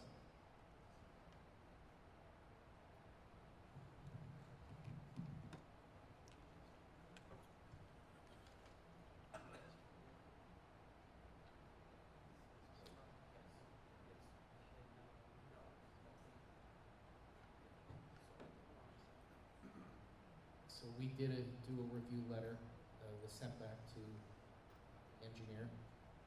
We had a preliminary discussion on what they still need to do. We have not received a response yet from our initial review letter. That traffic light at Cumulus, I thought that was just temporary.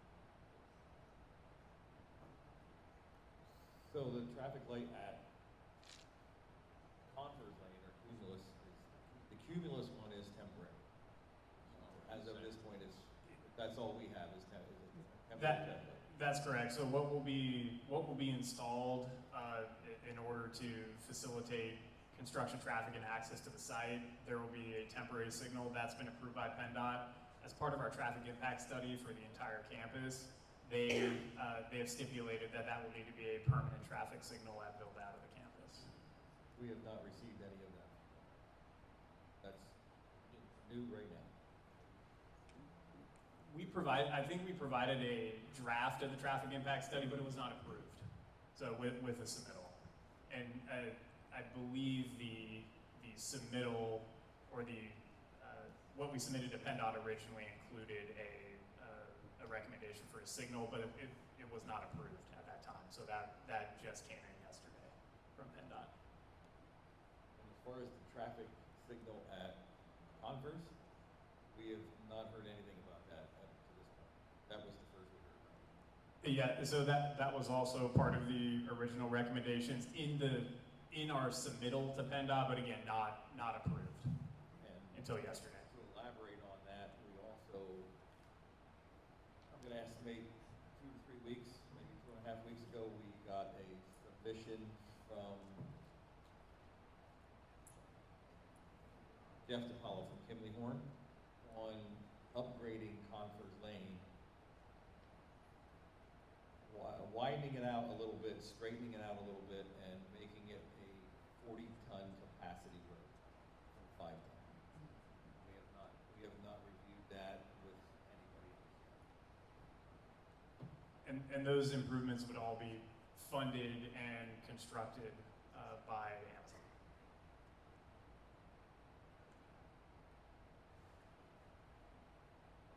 So what's the traffic light thing that we did? That's for temporary. That's for the temporary light at Cumulus.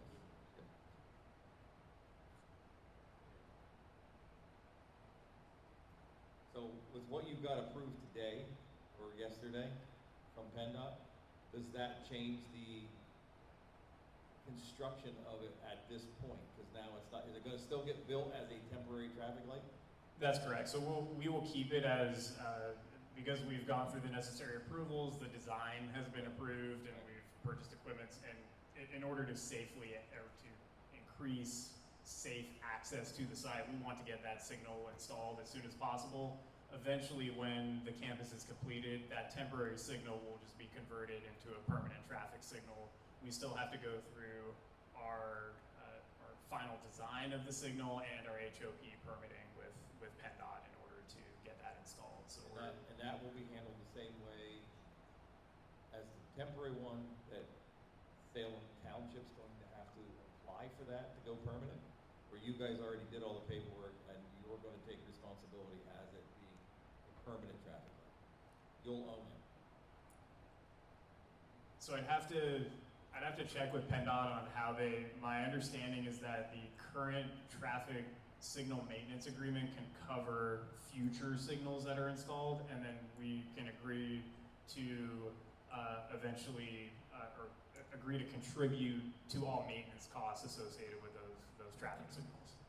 So right now, we have a maintenance agreement on the temporary traffic light that they're paying to install it, they're paying for any maintenance that goes on with that traffic light. And then there was also an agreement that you guys were paying to have it taken out when it became not usable. Now it's going to stay as a permanent.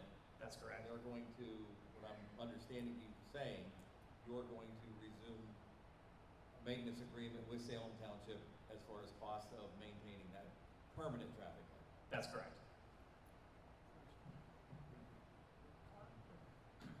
Is Conference Lane being given to them? Absolutely not. No. Nope.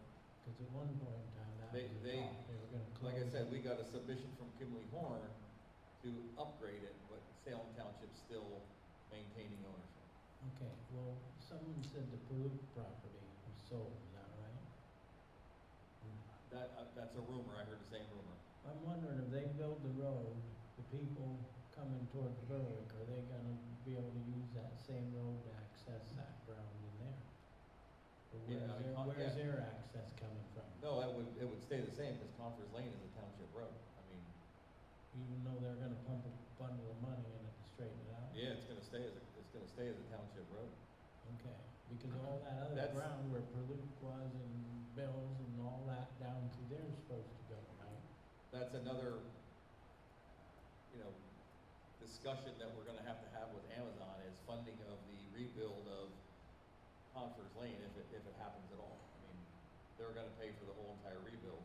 I'm just wondering if the other landowners or whatever, whoever they end up selling to or whatever, are they gonna have to foot part of the bill to get in there? That's what I'm asking. Not at this point, no. Nope, it'll stay, a township road that they'll have access to, that these guys will just be rebuilding. That's the way it's proposed. I mean, nothing's been approved. So if nothing's been approved, do we have anything to really vote on? Or do we vote on it if it's not been I approved? mean, they have a lot to answer on the review sheet over here. That's up to you guys. I mean, it's, if you wanna, make them come back, or see where they're at, or So do we table it? I'm still trying to figure out your turning lanes on Confer. You don't have no more road there. How are you gonna make turning lanes? There's existing right-of-way in Salem Boulevard to allow for turning lanes onto Confers from Salem Boulevard. And you're doing more lanes in Cumulus? We're not doing more lanes. We would have a right turn, or a right turn into Cumulus with a deceleration lane. So we wouldn't be adding additional lanes, and then there'd be a left turn lane. But there is existing right-of-way within Salem Boulevard to accommodate that. We have conceptual designs to accommodate that. I mean, you already have a center lane there to turn Right. left. Yeah, so some of that would be converted to just a left only or a right only. So the center turn lane would not be there. I would just say to the board, with all the unanswered questions that we have here this evening, just recommend a motion to table and have them come back once all of these questions have been answered, so you know where you stand in this matter. We just don't know that yet. They're just getting information back today or yesterday. That's not their fault, but we didn't get to see it. So we should have public comment, but that's our recommendation. Do we have any public public comment from any taxpayer, residents, Salem Township would like to comment?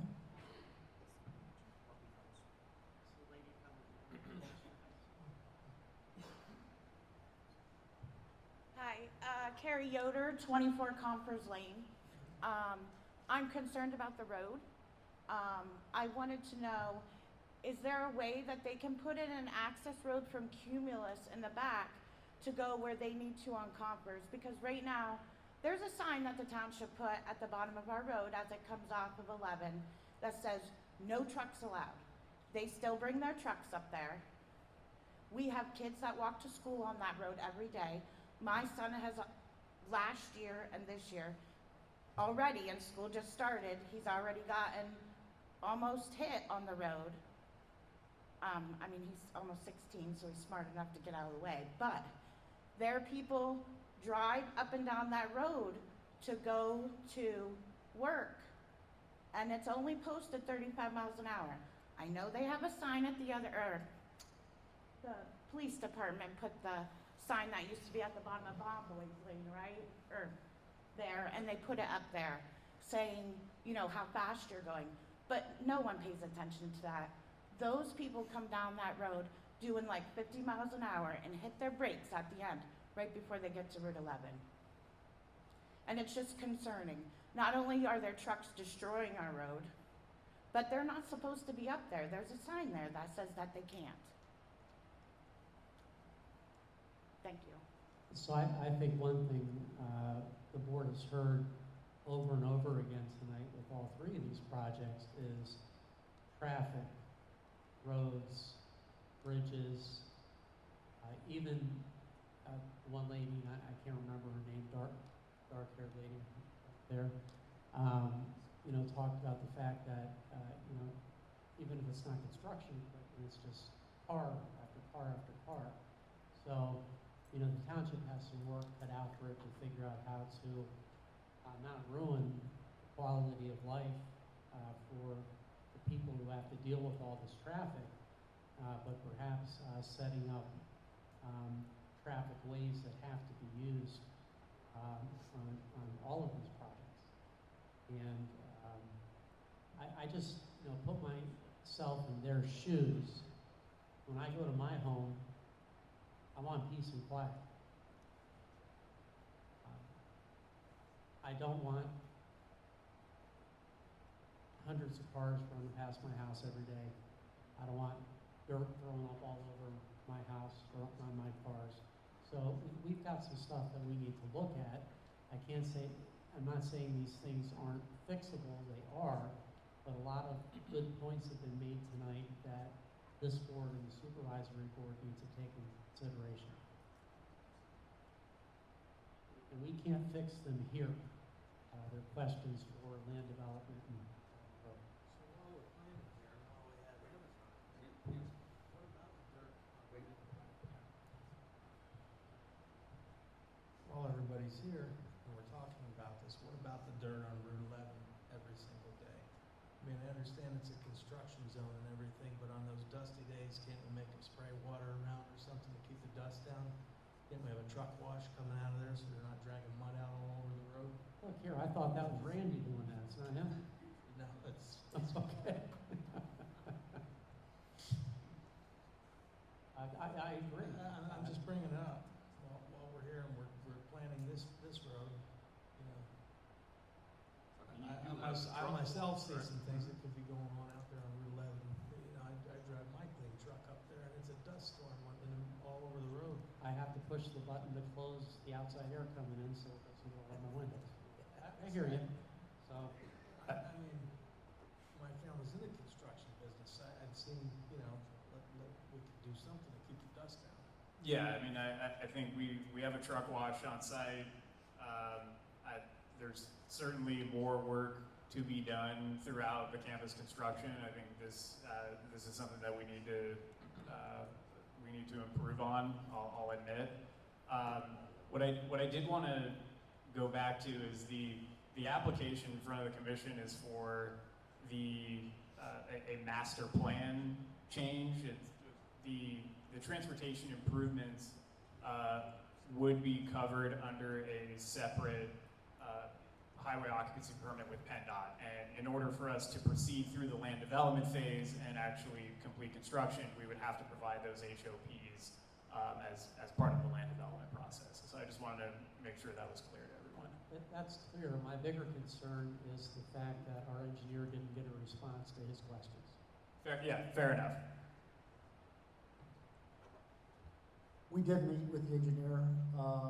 Mr. McDonald, we did meet with the engineer. We did have a productive conversation with the engineer. I do expect that we will clear all of the comments based on that conversation. I will advise you that I think a lot of the comments are going to be acknowledged and then addressed in later portions as the land development plan. There were some questions that will not come up until the actual administrative plans for each phase of the site are addressed, because you have very good township zoning officer, very good township engineer, and they're looking for details that just aren't in master plan process under the overlay district. They come at a later stage. So I do expect that we will have response letters from our engineers. I would expect the majority of those comments to be acknowledged, will be provided with the final phase for this particular, whichever phase we're talking about in terms of the comments. And I'll just say to the board that Attorney Wilhelm has been nothing but forthright with me in any discussion that we've had. So I take what he says at face value. That being said, this one needs to come back in a couple of weeks for us to take another look at it. And we're comfortable, Mr. McDonald, with making sure that we have your comments to your township engineer, so you are satisfied that in fact that is how this is going to go. Additionally, we do want to address the Conference Lane. It is imperative for us, just like that temporary traffic signal, to make sure that the township has a reimbursement agreement in place, because every cent that is paid for that upgrade, and then once we finish with construction, every cent to put it back to where it was when we put it in the first place, that's going to be borne by AWS. No, in the reimbursement agreement for the light, we hashed that out, and you did exactly what you just said. It's going to be paid for by Amazon. So we can do the same thing with the